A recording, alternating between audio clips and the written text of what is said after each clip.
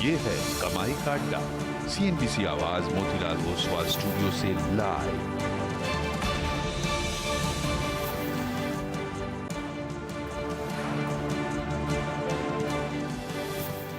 नमस्कार, स्वागत है आप सभी का CNBC आवाज और मोतीलाल ओसवाल के इस स्टूडियो से। और मैं और अनुज मेरे साथ इस क्लोजिंग में फंसती हुई लेकिन कभी कभी चलती हुई, चल के फिर उड़कती हुई, फिर चलती हुई ये क्लोजिंग। अनुज बिल्कुल, चलिए फिर शुरुआत करते हैं हेडलाइंस के साथ।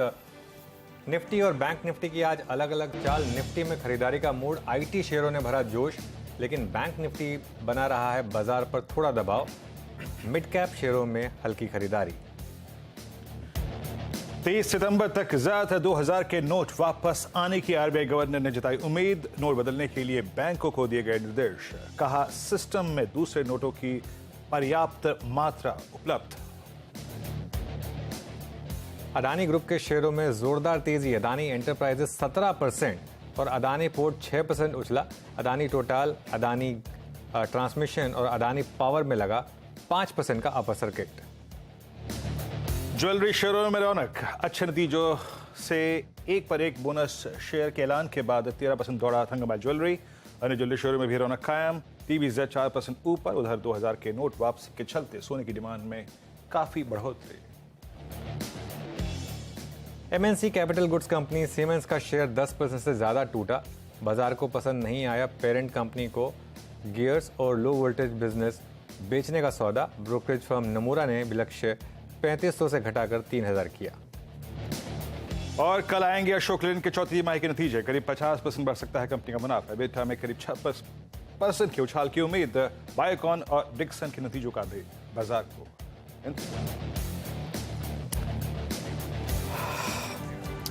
चलिए फिर मार्केट की बात करते हैं वीरू। और आज जैसे कहते हैं एक just one of those days जहां पर आपको सुबह एक कन्विक्शन होती है और वो कन्विक्शन काम करती है। आज सुबह एक कन्विक्शन थी कि निफ्टी IT पर फोकस करिए, निफ्टी पर फोकस करिए, बैंक निफ्टी को थोड़ी देर के लिए साइड कर दीजिए।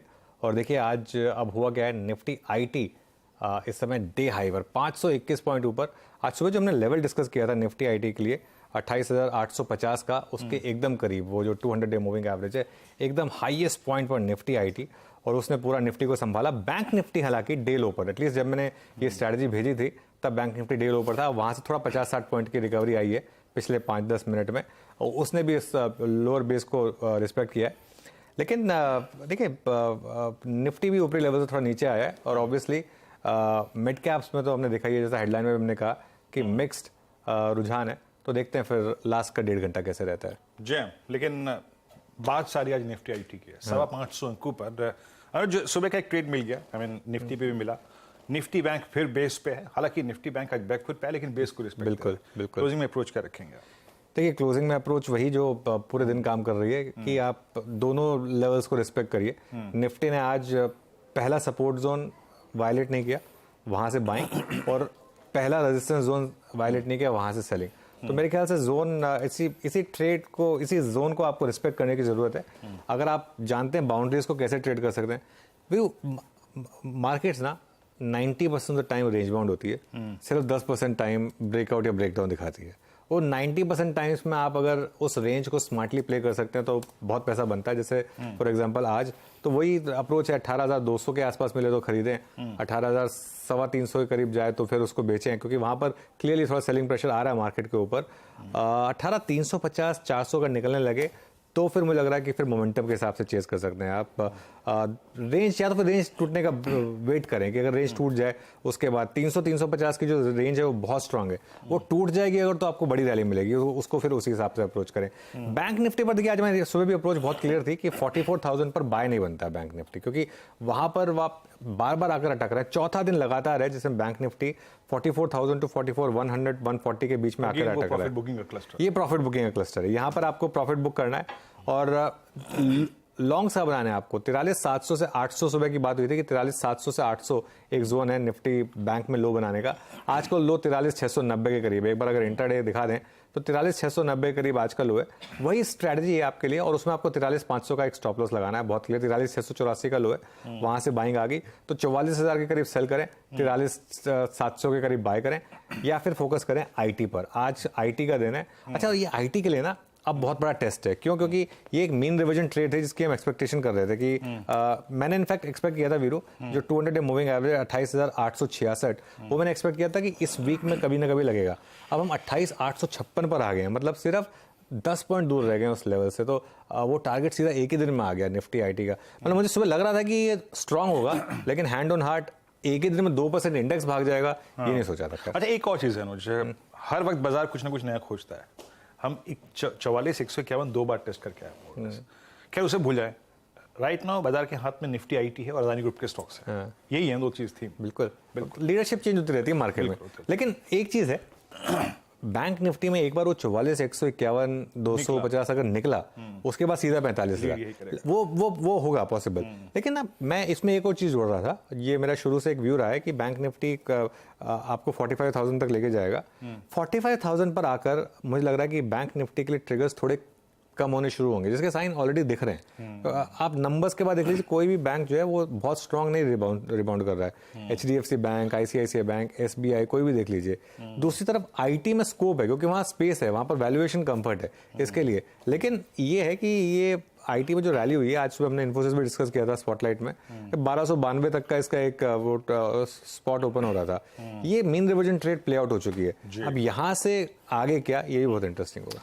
ओके, तो ये इंडस्ट्रीज पे अप्रोच रही और दोनों ही इंडस्ट्रीज को बाउंड्रीज पे ट्रेड कीजिए, और बाउंड्रीज यानी ऑप्शंस है। कुछ ट्रेंडिंग स्टॉक्स आपकी स्क्रीन पे लेके आएंगे, जरा एक बार लेके आइए प्लीज। और जहां तेजी है और उसके बाद कुछ मंदी के ट्रेड्स। तेजी में याद रखिएगा अदानी एंटरप्राइजेस, ये ग्रुप के स्टॉक, स्पेशली अगर आप देखें अदानी एंटरप्राइजेस, अदानी पोर्ट्स में काफी स्ट्रॉन्ग होता। दिवीज लैब आज एक strong pull back, Muthoot finance earnings का स्ट्रॉन्ग इंपैक्ट, और वाइट गुड सेगमेंट में याद रखिएगा इट्स डिक्सन जो कि लीड करता हुआ। ये चार महत्वपूर्ण स्टॉक्स जिनमें एक सब्सटेंशियल मूव था। और बैकफुट पे आयशा मोटर्स, ये शुक्रवार को भी बैकफुट पे था। MCX और आपकी स्क्रीन पे सिमेंस, आई थिंक जो आज इनकी अगर आप देखें जो एडजस्टमेंट्स थी, और उन्होंने दो कारोबार को अगर आप देखें तो जो इनकी हस्तांतरित किया है, वो कहीं ना कहीं बाजार को नागवारा गुजरा। और यहाँ पे एक हाउस व्यू भी था जिसमें अगर आप देखें काफी सब्सटेंशियल डाउनसाइड की बात की गई थी। तो सीमेंट्स में आज काफी डाउनसाइड खुलता हुआ। बाकी JK cement, Ayesha Motors, MCX, ये भी स्टॉक्स बैकफुट पैकेट ट्रेड करते हुए। मैं दो तीन स्टॉक्स दिखाता हूं आपको जहां पे रोलोवर्स काफी स्ट्रॉन्ग है। सिंस हम अब लास्ट वीक में हैं तो एक दो रोलोवर्स की फिगर्स देखते हैं। निफ्टी के जो सबसे स्ट्रॉन्ग रोलोवर्स हैं याद रखिएगा, ग्रासिम 62%, HDFC 55 और इन्फोसिस करीब 46% रोलोवर, ITC 40 और HDFC बैंक करीब 44% रोलोवर। और जहां तक IT का सवाल है याद रखिएगा 46 इन्फोसिस, जिसकी आज काफी चर्चा भी हो रही थी, इन्फोसिस 46%, LTTS करीब 44% और TCS में करीब 38% ऊपर। आज काफी वाइब्रेंट है अगर आप देखें स्पेस, इसलिए मैंने फिगर्स रखी, बट इन्फोसिस लीड करता हुआ रोलोवर्स को। और एक और स्टॉक बस क्विकली मेंशन करते हैं, सुबह बात हुई थी डिवीज लैब्स की। एक बार जरा उसका चार्ट लेकर आइए, क्योंकि शानदार मूव यहाँ पर। और ये फिर वही पोजीशनिंग का इम्पैक्ट, पोजीशनिंग ऑलरेडी काफ़ी बेरिश थी स्टॉक में, नंबर्स खराब लेकिन कमेंट्री थोड़ी पॉजिटिव और स्टॉक ऊपर। चलिए अभी काम करते हैं, कमाई का अड्डा में आज हमारे साथ जो पैनल जुड़ रहा है उसके बारे में आपको बता देते हैं। फंडामेंटल राय देने के लिए हमारे साथ स्मिफ्स के शरद अवस्थी होंगे। टेक्निकल कॉल्स के जरिए आपकी कमाई कराने के लिए हमारे साथ होंगे प्रकाश गाबा, मानस जायसवाल, राजेश सतपुते, शिल्पा राउत और रुचित जैन। 2:25 पर 2000 नोट के लीगल टेंडर पर बात करने के लिए हमारे साथ जुड़ेंगे लक्ष्मण रॉय, और जो RBI गवर्नर ने बात की वो उसका भी एक अंश आपको सुनाएंगे। 2:35 पर अशोक लेलैंड, बायोकॉन और डिक्सन टेक के Q4 नंबर्स का प्रीव्यू करेंगे सुमित। 2:40 पर होगा चार का चौका, जिसमें सस्ता ऑप्शन लेंगे शिल्पा राउत से, मानस जायसवाल से लेंगे FNO का सुपरस्टार, राजेश सातपुते देंगे चार्ट का चमत्कार और मिड कैप फंडा देंगे शरद अवस्थी। 2:50 पर मार्केट बिग वॉइसेस में आज हमारे साथ होंगे कंप्लीट सर्कल के CIO गुरमीत चड्डा, और 3 बजे या 3 बताएंगे डीलिंग रूम में किन शेयरों पर फोकस। और ऑब्वियसली 3:10 पर हम लेंगे BTST या फिर STBT कॉल्स। शुरुआत करते हैं फिर ट्रेडिंग कॉल्स का सिलसिला, और आप सभी को गुड आफ्टरनून। गाबा सर बताइए क्या कॉल लेंगे इस समय? Good afternoon to you Anuj ji. Stock जो पसंद है मुझे इस वक्त IT क्षेत्र से, और वो है इन्फो एज। बहुत अच्छा अपमूव मिला है लो लेवल से करीब 3750 से, फिर एक करेक्शन भी है, फिर वहां से अपमूव रिज्यूम हुआ है। ट्रेड कर रहा है 3886 पर, मुझे लगता है 3950 तक जाना चाहिए इन्फो एज। उसके बाद 4000 भी पॉसिबल है, स्टॉप होगा 3850 Info Edge. Okay, Info Edge it's a buy, और ये 3878 पे स्क्रीन पे लॉन्ग गया है। मानस गुड आफ्टरनून, आपका कन्विक्शन कॉल क्या रहेगा 2 बजे का? माफ कीजिएगा, अभी मानस मौजूद नहीं है। राजेश सतपुते जी, राजेश जी क्या पिक कर रहे हैं आप? Good afternoon everyone and good afternoon Viren. Viren देखिए आईटी पे नजर है, लेकिन मैं और एक देख रहा था कि कहाँ पे और एक कहीं और कोई सेक्टर है जहाँ पे थोड़ा बहुत मूव मिल सकता है, तो वो है लार्सन एंड टुब्रो। एलएनटी देखिए मुझे यहाँ पे स्ट्रक्चर बहुत बढ़िया लगता है। 2200 के ऊपर शॉर्ट कवरिंग रैली है, करीबन करीबन अगर स्विंग ट्रेड के हिसाब से सोचे तो 2250 2260 तक की जगह बनती है। तो it's a buy in L&T. Target 2250 2260, stop loss रहेगा 2200 का। ओके चलिए, ये होगी राजेश सातपुते जी की कॉल। शिल्पा जी को लेकर आइए। और शिल्पा जी ने, मुझे याद है पिछले हफ्ते इसी शो पर टेक महिंद्रा की 1070 की कॉल दी थी सस्ता ऑप्शन में, मुझे अच्छे से याद है। वो इन्होंने 12 या 13 रुपए पे दी थी शायद। आज अभी 30 रुपए का रेट लगा कर आई है वीरू। वो शिल्पा जी गुड आफ्टरनून। वो कॉल तो आपकी ज़बरदस्त रही, पहले उस पर एक फॉलोअप हो जाए, उसके बाद आपकी इस समय की कॉल। जी गुड आफ्टरनून एवरीवन। डेफिनेटली वो कॉल अच्छा दे ही रहा है रिटर्न्स। टेक महिंद्रा की हम अब बात करेंगे तो एक बार ये अब 1100 सस्टेनेंस मिल जाएगा तो आपको यहाँ पे extended targets towards 1130 40 on immediate basis मिलेंगे। और आईटी में तो मोमेंटम है, तो IT is a very favourite sector now to play, और उसमें टेक महिंद्रा सबसे वेल प्लेस्ड है फॉर अ गुड अपसाइड। और आपकी अभी की call Shilpa ji? I will go now with IGL। अगर हम लोग देखेंगे तो ये लास्ट आवर में थोड़ा गैस स्टॉक्स में बहुत अच्छा मोमेंटम आ रहा है। इसमें IGL फ्यूचर्स अभी ट्रेड कर रहा है 475 76 में। आप इसमें पार्टिसिपेट कीजिए। स्टॉप लॉस आपका 468 का रहेगा, टारगेट्स ऑफ 490 एंड 492। अदरवाइज आप इसको ऑप्शन के थ्रू भी प्ले कर सकते हैं। 475 का कॉल ऑप्शन रफली अभी 6 रुपये चल रहा है, आप इसमें भी पार्टिसिपेट कर सकते हैं। Targets of 11, stop loss of 3। Okay तो यहाँ पे अब इस वक्त IGL आपका ट्रेड है शिल्पा जी का, और वाकई अगर आप देखें टेक महिंद्रा की वो कॉल बहुत अच्छी थी। मानस अब जुड़ चुके हैं। मानस, आपका कन्विक्शन ट्रेड क्या रहेगा इस वक्त का? वीरेन जी, चोला फाइनेंस पे खरीदारी करने की राय रहेगी। 2-3 दिनों का कंसोलिडेशन हो गया, लेकिन आज के पैटर्न को देख लग रहा है कि अब यहाँ से करीब 30-40 रुपए का आपको जरूर देखने को मिलेगा। इसलिए चोला फाइनेंस पे करंट लेवल्स पे खरीदारी करनी चाहिए। 1039 आपके स्टॉप लॉसेस रहेंगे और ऊपर की तरफ 1075 तक के टारगेट्स पॉसिबल हैं। और चोला फाइनेंस का जो नेक्स्ट मंथ का 1050 का कॉल ऑप्शन है, वहां पर आप खरीदारी कर सकते हैं। 33 रुपए का ट्रेड हो रहा है, 27 रुपए के स्टॉप लॉस से आप वहां पर खरीदारी करिए 50 रुपए के टारगेट के लिए। ओके चलिए फिर चोला यहाँ पर एक बाय कॉल जून की 1050 की कॉल आप ले सकते हैं। ये एक इस समय मानस का व्यू, अच्छा मोमेंटम चोला में। शरद अवस्थी को जोड़ लेते हैं हमारे साथ। शरद जी गुड आफ्टरनून, आपकी पसंद क्या होगी? जी हमें लगता है यूनाइटेड फॉस्फोरस एक डिसेंट बेट है। कंपनी में ऊपर से थोड़ी बहुत करेक्शन आई है रिजल्ट्स के बाद भी और उसके पहले भी। कंपनी अगले 2-5 सालों में लगातार हर टाइम फ्रेम में अलग अलग टाइप के प्रोडक्ट्स लॉन्च करने की बात कर रही है, इंसेक्टिसाइड पेस्टिसाइड्स में। और ज्यादातर प्रोडक्ट्स वेरियस चेंज में अगर आप देखें 2 से 3 साल, 3 से 5 साल, इस बैंड में हर रेंज में लगभग 6 से 7 प्रोडक्ट्स नए कंपनी लॉन्च कर रही है। इन प्रोडक्ट्स की एस्टिमेटेड जो नई मार्केट ही कैप्चर कर सकते हैं वो लगभग 25-26 हजार करोड़ के आसपास है 2027 तक जो कंपनी टारगेट कर रही है। 50 हजार के रेवेन्यू पे वो एक डिसेंट साइज है। रिप्लेस करने के लिए भी जो प्रोडक्ट्स आउटडेटेड होते हैं, पुरानी इन्वेंट्री कुछ ये कम कर रहे हैं, ज्यादातर उसका काम हो गया है, तो वो अब आगे चल के उतना पेन नहीं देना चाहिए। तो आने वाले समय में लगातार नंबर्स ठीक ठाक रहने चाहिए, नए प्रोडक्ट लॉन्चेस से भी बढ़िया ग्रोथ आनी चाहिए। अभी लगभग FY24 में हम ये उम्मीद कर रहे हैं कि 60-61 रुपए के आसपास की अर्निंग आएगी, तो 15 का मल्टीपल आसानी से मिलना चाहिए शुरुआती दौर में। तो मुझे लगता है 900 रुपए के लक्ष्य के हिसाब से यूनाइटेड फॉस्फोरस से काफी बड़ी। ओके UPL आपका कन्विक्शन ट्रेड है इस वक्त का, और एक बार निफ्टी इस बीच फिर 18300 की ट्रेजेक्टरी को हिट करने की कोशिश करता हूँ। UPL को देखते हैं एक बार टेक्निकली, इसको थोड़ा सा डिस्कस करते हैं। 669 टेक्निकल प्लेसमेंट कहाँ पर है? आई थिंक इट्स मोर और लेस फंडामेंटल कन्विक्शन कॉल। अभी टेक्निकली आई थिंक अभी ये स्टॉक शुक्रवार की लोअर शेडो में ट्रेड कर रहा है। दैट मीन्स इंट्राडे लो और क्लोज के बीच में ट्रेवल कर रहा है, ट्रेड कर रहा है। तो मैं अभी फॉर द टाइम में इसे टेक्निकली डिस्कस नहीं करना चाहूँगा, बट इस वक्त सारा का सारा IT फिर काफ़ी अच्छा मूव देता हुआ। निफ्टी IT इस वक्त अब 28891 पे। कोफोर्ज आज सुबह पैनल की हमारी कॉल में मौजूद थी। मेरे ख्याल से ये कॉल ली थी राजेश सतपुते जी ने। राजेश जी, अगर मैं गलत नहीं हूँ, मेरे ख्याल से ओपनिंग के एग्जैक्टली पहले या फिर during the I think morning show आपने ही ये पिक किया था। इट्स 4329 डे हाई पर ट्रेड कर रहा है। अभी क्या व्यू है आपका? एक बाई टिक चार्ट दिखाइए स्क्रीन पे डे हाई पर। अभी फ्रेश ट्रेड का कोई स्कोप? हाँ जी वीरेंद्र जी, इनफैक्ट कोफोर्ज में जिस तरह से पैटर्न पैन आउट हो रहा है, यहाँ पे फ्रेश ट्रेड भी ले सकते हैं। आपका स्टॉप लॉस होगा करीबन 4280 का, और सामने जो टारगेट सेट है वो है करीबन 4400 से लेके 4450। तो यहाँ पे बड़ा मूव मुझे लगता है, शॉर्ट कवरिंग मूव जो है वो कोफोर्ज में ड्यू है। बिल्कुल कोफोर्ज में ड्यू। देखिए इस समय जितने भी स्टॉक्स डे हाई पर हैं सब के सब लार्जली आईटी स्पेस में, ओरेकल फाइनेंशियल, एलटीआई माइंडट्री, परसिस्टेंट सिस्टम्स, टेक महिंद्रा, एचसीएल टेक, एम्फेसिस, टीसीएस, कोफोर्ज, सभी के सभी स्टॉक्स डे हाई पर। शरद जी, ये बार्गेन बाइंग रही है, शॉर्ट कवरिंग रही है, क्या रहा है आपके हिसाब से? और इस रैली में क्या पोजीशंस हल्की की जाएं या फिर ये एक फ्रेश रैली की शुरुआत है आपके हिसाब से?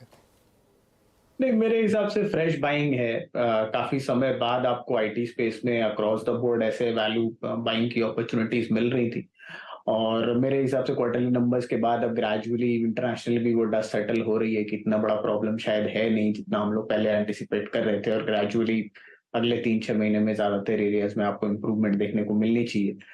तो मेरे हिसाब से तो वैल्यू बाइंग है, और अभी भी मेरे हिसाब से एग्जिट नहीं करना चाहिए। अगर आज टॉप सेक्टर्स में आप देखें तो मेरे हिसाब से पीएसयू, बैंक्स और आईटी स्टॉक्स में आपको यहाँ से सबसे ज्यादा अपसाइड दिखाई देगी। री रेटिंग की भी गुंजाइश काफी रहनी चाहिए। तो इन्फोसिस, एलटीआईएम, छोटी कंपनीज में बिरला सॉफ्ट वगैरह में थोड़ा रन अप आया, बट मुझे लगता है वहां पे पॉजिटिव सरप्राइजेस और भी आ सकते हैं आने वाले समय में। तो अक्रॉस द बोर्ड मुझे लगता है वैल्यूएशन अट्रैक्टिव है। मैस्टेक वगैरह में काफी बढ़िया री रेटिंग हुई है छोटी कंपनीज में। एलटीटीएस में भी ठीक ठाक इंप्रूवमेंट आनी चाहिए नंबर्स में। तो वैल्यूएशन वाइज आपको अक्रॉस द बोर्ड कुछ बहुत महंगा नहीं लग रहा। कोफोर्ज, परसिस्टेंट थोड़े महंगे हैं, बट उनका बिजनेस मॉडल भी थोड़ा अलग है। हैप्पीएस्ट माइंड्स जैसी स्टोरीज हैं जो लोग काफी अच्छा परफॉर्म कर रहे हैं, आने वाले समय में भी ग्रोथ रेट्स वगैरह ठीक रहने चाहिए। तो मुझे लगता है ये वापस जो एक प्रॉपर अपमूव है उसका स्टार्ट है। अभी प्रॉफिट बुक करने की कोई हड़बड़ी नहीं करनी चाहिए। अच्छा, कुछ और स्टॉक्स वीरू, एक बार बालकृष्ण इंडस्ट्रीज लेकर आइए जरा स्क्रीन पर। और देखिए क्या शानदार तेज़ी बालकृष्ण इंडस्ट्रीज में, और ये एकदम से काफ़ी मतलब सुबह से धीरे धीरे करके ट्रेंड कर रहा था, लेकिन अब इस समय एकदम हाईएस्ट पॉइंट पर। इनफैक्ट अब 5th टॉप गेनर ये एफएनओ में 6%, और बहुत जल्द मुझे लग रहा है कि शायद ये अदानी पोर्ट्स को पिछाड़ कर 4th भी बन सकता है एफएनओ गेनर्स में।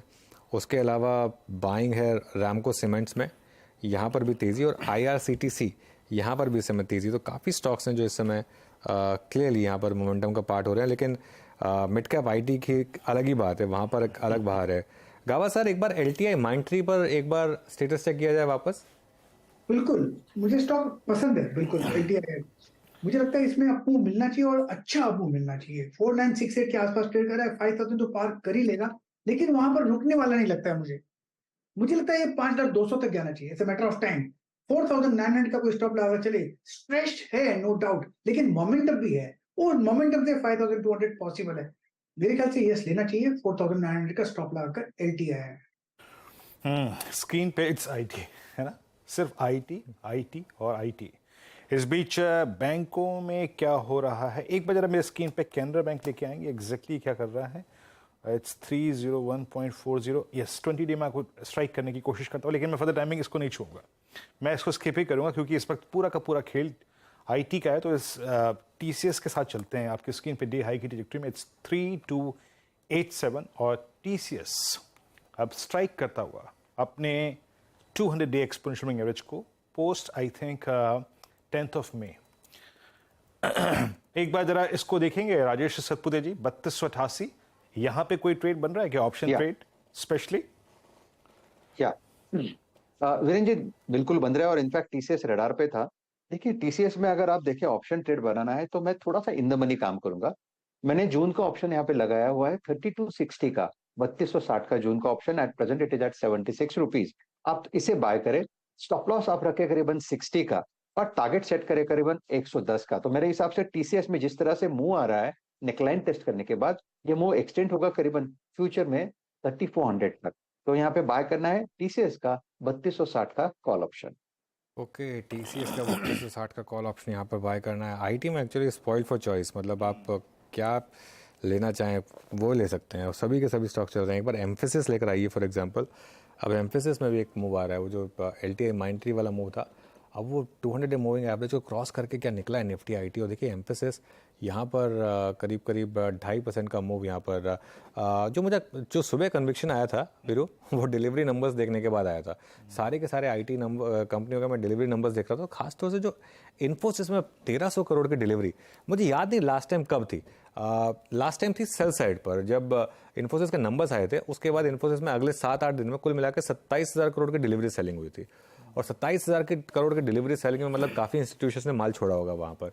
उसके बाद से इस स्टॉक ने लगातार कभी भी रैली में बहुत अच्छे डिलीवरी नंबर्स नहीं दिखाए। जब भी रैली हुई इसमें, फ्राइडे की रैली में पहली बार 1000 करोड़ क्रॉस हुआ, और वो 1300 करोड़ का डिलीवरी नंबर वहाँ, मतलब मुझे लगा था कि आज कुछ ना कुछ आईटी स्टॉक्स करेंगे अच्छा। और मिड कैप आईटी में तो स्ट्रेंथ बनी हुई है एक्चुअली। मिड कैप आईटी में तो अगर आप पिछले 1 महीने का चार्ट ले लें, सारे के सारे एलटीआई माइंट्री, एलटीटीएस, कोफोज, अपना ये फर्स्ट सोर्स, कोई भी स्टॉक उठा के देख लें आप, सबसे ज़्यादा पैसा एक्चुअली पिछले 1 महीने में अगर किसी पॉकेट ने आपको बना के दिया तो वो मिड कैप आईटी। अगर आपने एक मिड कैप आईटी की बास्केट बनाई होगी पिछले 1 महीने में, आपको 15% रिटर्न मिलेंगे। सारे के सारे स्टॉक्स बाय डिफॉल्ट 15 से 16% ऊपर है जी आईटी। और अभी एक कॉल गई थी UPL, that's also doing well, आपकी स्कीम पे डे हाई पे रिजेक्टेड मार्केट ट्रेड करती हुई।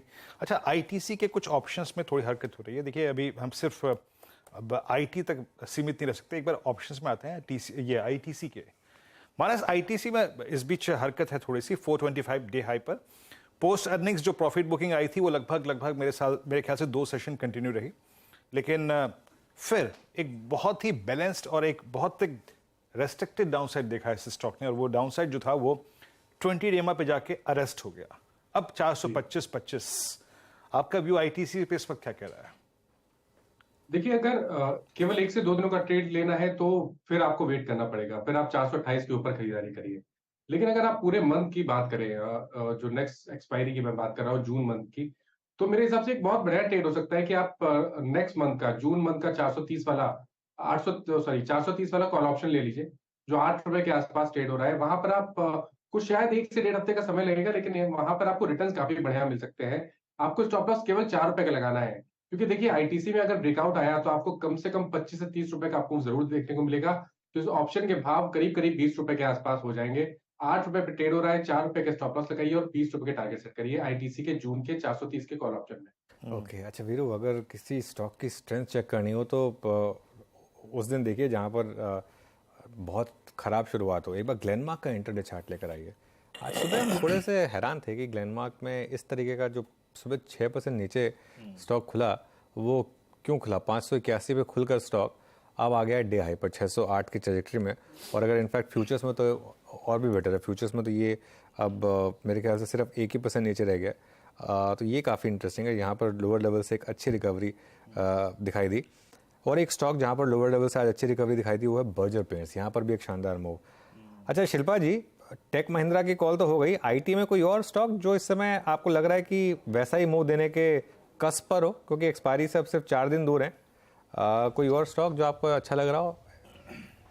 जी वीरेंद्र जी, अनुज जी, आईटी में ध्यान है, लेकिन मैं ये एक्सपायरी प्ले के लिए नहीं करूँगी, बिकॉज आईटी का एक बुरा टेंडेंसी भी है कि IT runs for a day and next day फिर आपको वहाँ पे करेक्शन मिलता है। तो मैं उसको इग्नोर नहीं कर सकती, मैंने बहुत बार इसको नोटिस किया हुआ है। तो ये एक्सपायरी के प्ले के लिए नहीं। इन जून ऑफकोर्स आपको इन्फोसिस में 1300 का कॉल ऑप्शन अभी 25 रुपये में मिल रहा है। मुझे लगता है ये बहुत ही वेल प्लेस्ड है, वेरी चीपली वैल्यूड है। यहाँ पे ऑप्शन में आपको इजीली ये ऑप्शन डबल से भी ज़्यादा मिलेगा अगर आईटी का ये मोमेंटम कंटिन्यू करता है, even with a break of day और 2। ये ऑप्शन बहुत ही लुक्रेटिव है और हमने इसको प्रभुदास लीलाधर में भी इसको दिया हुआ है। एंड आई थिंक ये सबसे अच्छा ट्रेड है आईटी। इन्फोसिस है और ओनली 25 रुपीज़ 1300 कॉल ऑप्शन आपको ये बहुत स्ट्रॉन्ग रिटर्न्स देगा। जी हाँ, आपकी स्क्रीन पे इन्फोसिस और ये ऑप्शन आपने रिकमेंड किया। मीनवाइल जिस स्टॉक की अनुज शुरू में चर्चा करते थे ना, ग्लेनमार्क, इसमें चार्ट को देख के अनुज एक चीज़ तो बहुत क्लियरली एविडेंट है, ये बहुत स्ट्रॉन्ग हैंड में है ना। बिल्कुल। अप्रैल और मई में शुरुआत में जिस प्रकार के इसमें देखिए ऐसा नहीं था, मार्च में जब रोलोवर्स हो रहे थे अप्रैल में, तब भी बहुत स्ट्रॉन्ग रोलोवर्स थे।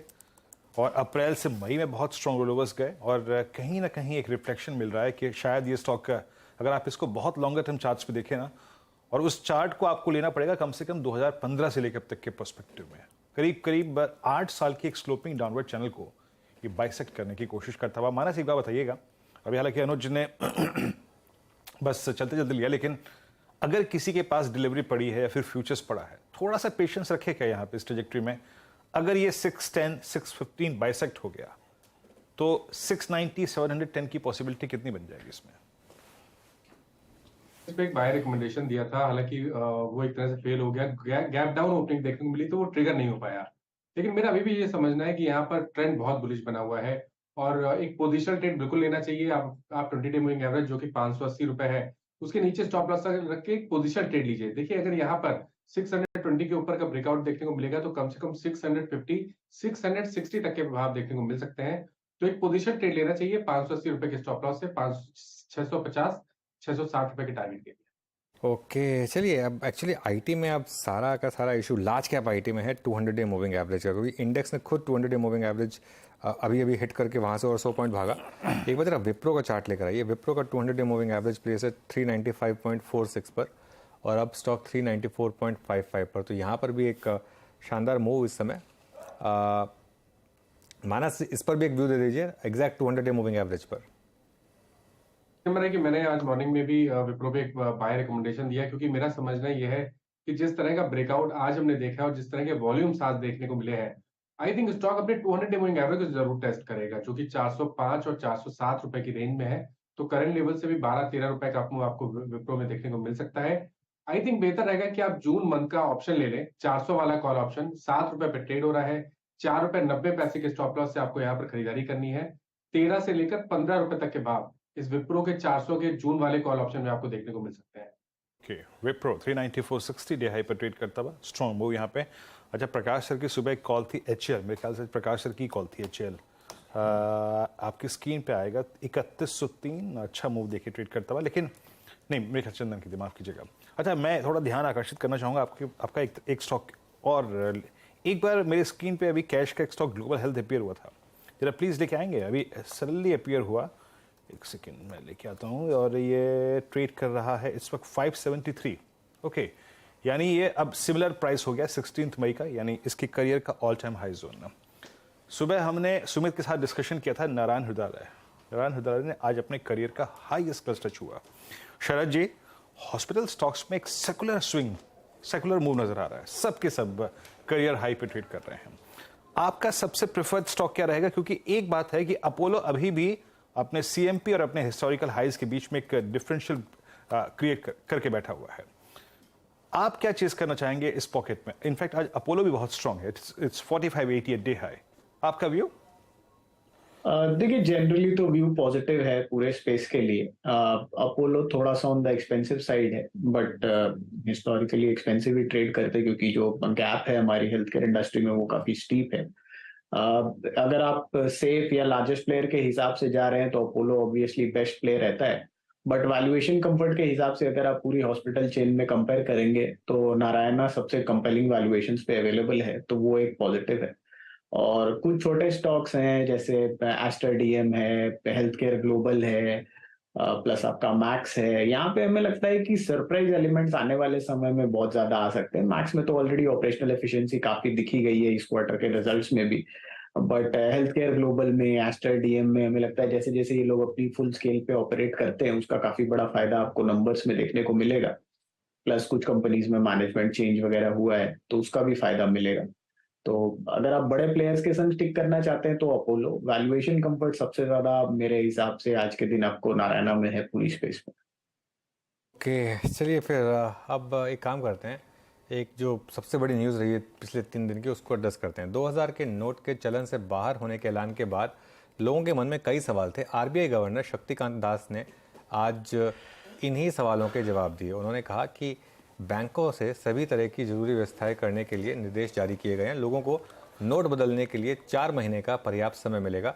आरबीआई गवर्नर ने आज क्या क्या कहा और क्या सवालों के जवाब दिए, इन पर बात करने के लिए हमारे economic policy editor Lakshman Roy जुड़ गए हैं। लक्ष्मण रॉय वहीं थे और उन्होंने वहाँ पर गवर्नर से सवाल भी पूछे थे। तो लक्ष्मण जी, पहला सवाल, क्या 2000 के नोट से शॉपिंग कर सकते हैं फिर लोग? बिल्कुल, सबसे अहम सवाल यही है, जब से सरकार ने यह तय किया कि 2000 के नोट को सर्कुलेशन से विड्रॉ कर रहे हैं, तो इस बारे में रिजर्व बैंक के गवर्नर का कहना था कि 2000 के नोट से बिल्कुल आप शॉपिंग कर सकते हैं, ये लीगल टेंडर है, दुकानदार चाहे तो 2000 का नोट ले सकता है। लेकिन एक दिक्कत ये होती है, पहले भी 2000 के नोट से लोग शॉपिंग बहुत कम करते थे, क्योंकि छोटे नोट नहीं होने की वजह से कई लोग दुकानदार एक्सेप्ट नहीं करते थे। तो हो सकता है कि दुकानदार खुले नहीं होने की वजह से, चेंज नहीं होने की वजह से 2000 का नोट एक्सेप्ट ना करे, लेकिन कानूनन 2000 के नोट से शॉपिंग करना बिल्कुल भी मनाही नहीं है। और ये सवाल मैंने खुद पूछा रिजर्व बैंक के गवर्नर से, तो आइए सुनते हैं उनका क्या कहना है। इस फैसले के बावजूद अब 2000 के नोट से सामान खरीद सकते हैं, दुकानदार को एक्सेप्ट करना होगा, अगर ऐसा होता तो लीगल टेंडर है, जितना बोल दीजिए। देखिए, 2000 का नोट तो लीगल टेंडर है ही, हमने नोटिफिकेशन में कहा है, बिल्कुल साफ कहा है कि 2000 का नोट लीगल टेंडर है। बाकी जो खरीदता है, जो बेचता है, उनके बीच में कई समय ऐसा होता है कि कोई दुकानदार के पास मान लीजिए चेंज नहीं है, तो हम कैसे, इसी आपका प्रैक्टिकल भी आपको देखना पड़ेगा। लेकिन 2000 का नोट लीगल टेंडर है। And let me once again conclude by saying that whatever difficulties and concerns are there which people have, especially including the people who are at the moment living, staying in foreign countries, we will address all those concerns, and it will be our endeavor to ensure that the whole process is smooth and without any difficulty. Banks have been suitably advised to take necessary measures. इसके अलावा कई सारे मुद्दों पर हमने उनसे सवाल जवाब किया। तो सबसे महत्वपूर्ण मुद्दा जो उठा वो ये भी था कि क्या 30 सितंबर के बाद 2000 का नोट लीगल टेंडर रहेगा। उसका जवाब उन्होंने साफ तौर से किया कि 30 सितंबर के बाद लीगल टेंडर नहीं रहेगा, ये मैंने कहीं नहीं कहा है। 30 सितंबर तक कितने नोट हमारे पास आते हैं, क्या हालात होते हैं, उसके बाद हम इस पर तय करें कि आखिर आगे की रणनीति क्या होगी। लेकिन अभी स्थिति यह है कि 30 सितंबर के बाद लीगल टेंडर नहीं रहेगा, ऐसा मैंने कहीं नहीं कहा है। एक और महत्वपूर्ण सवाल उठा कि क्या 2000 का नोट जमा करने के लिए दस्तावेज की जरूरत है, तो नहीं, फिलहाल कोई दस्तावेज की जरूरत नहीं है। लेकिन अगर आप 50,000 रुपया इससे ज्यादा जमा करते हैं तो आपको इनकम टैक्स के नियम के हिसाब से पैन देना पड़ता है। वो पहले भी था, वो नियम अभी भी लागू रहेगा। एक सवाल और था कि क्या 2000 का नोट जब बदलने जाएंगे तो ऐसा भी हो सकता है कि 500 का नोट नहीं है, 100 का नोट नहीं है, 200 का नोट नहीं है। तो उन्होंने कहा कि नहीं, इसकी पुख्ता व्यवस्था कर दी गई है, दूसरे वैकल्पिक नोट की सप्लाई पूरी तरह से कर दी गई है, तो ये किल्लत नहीं होगा।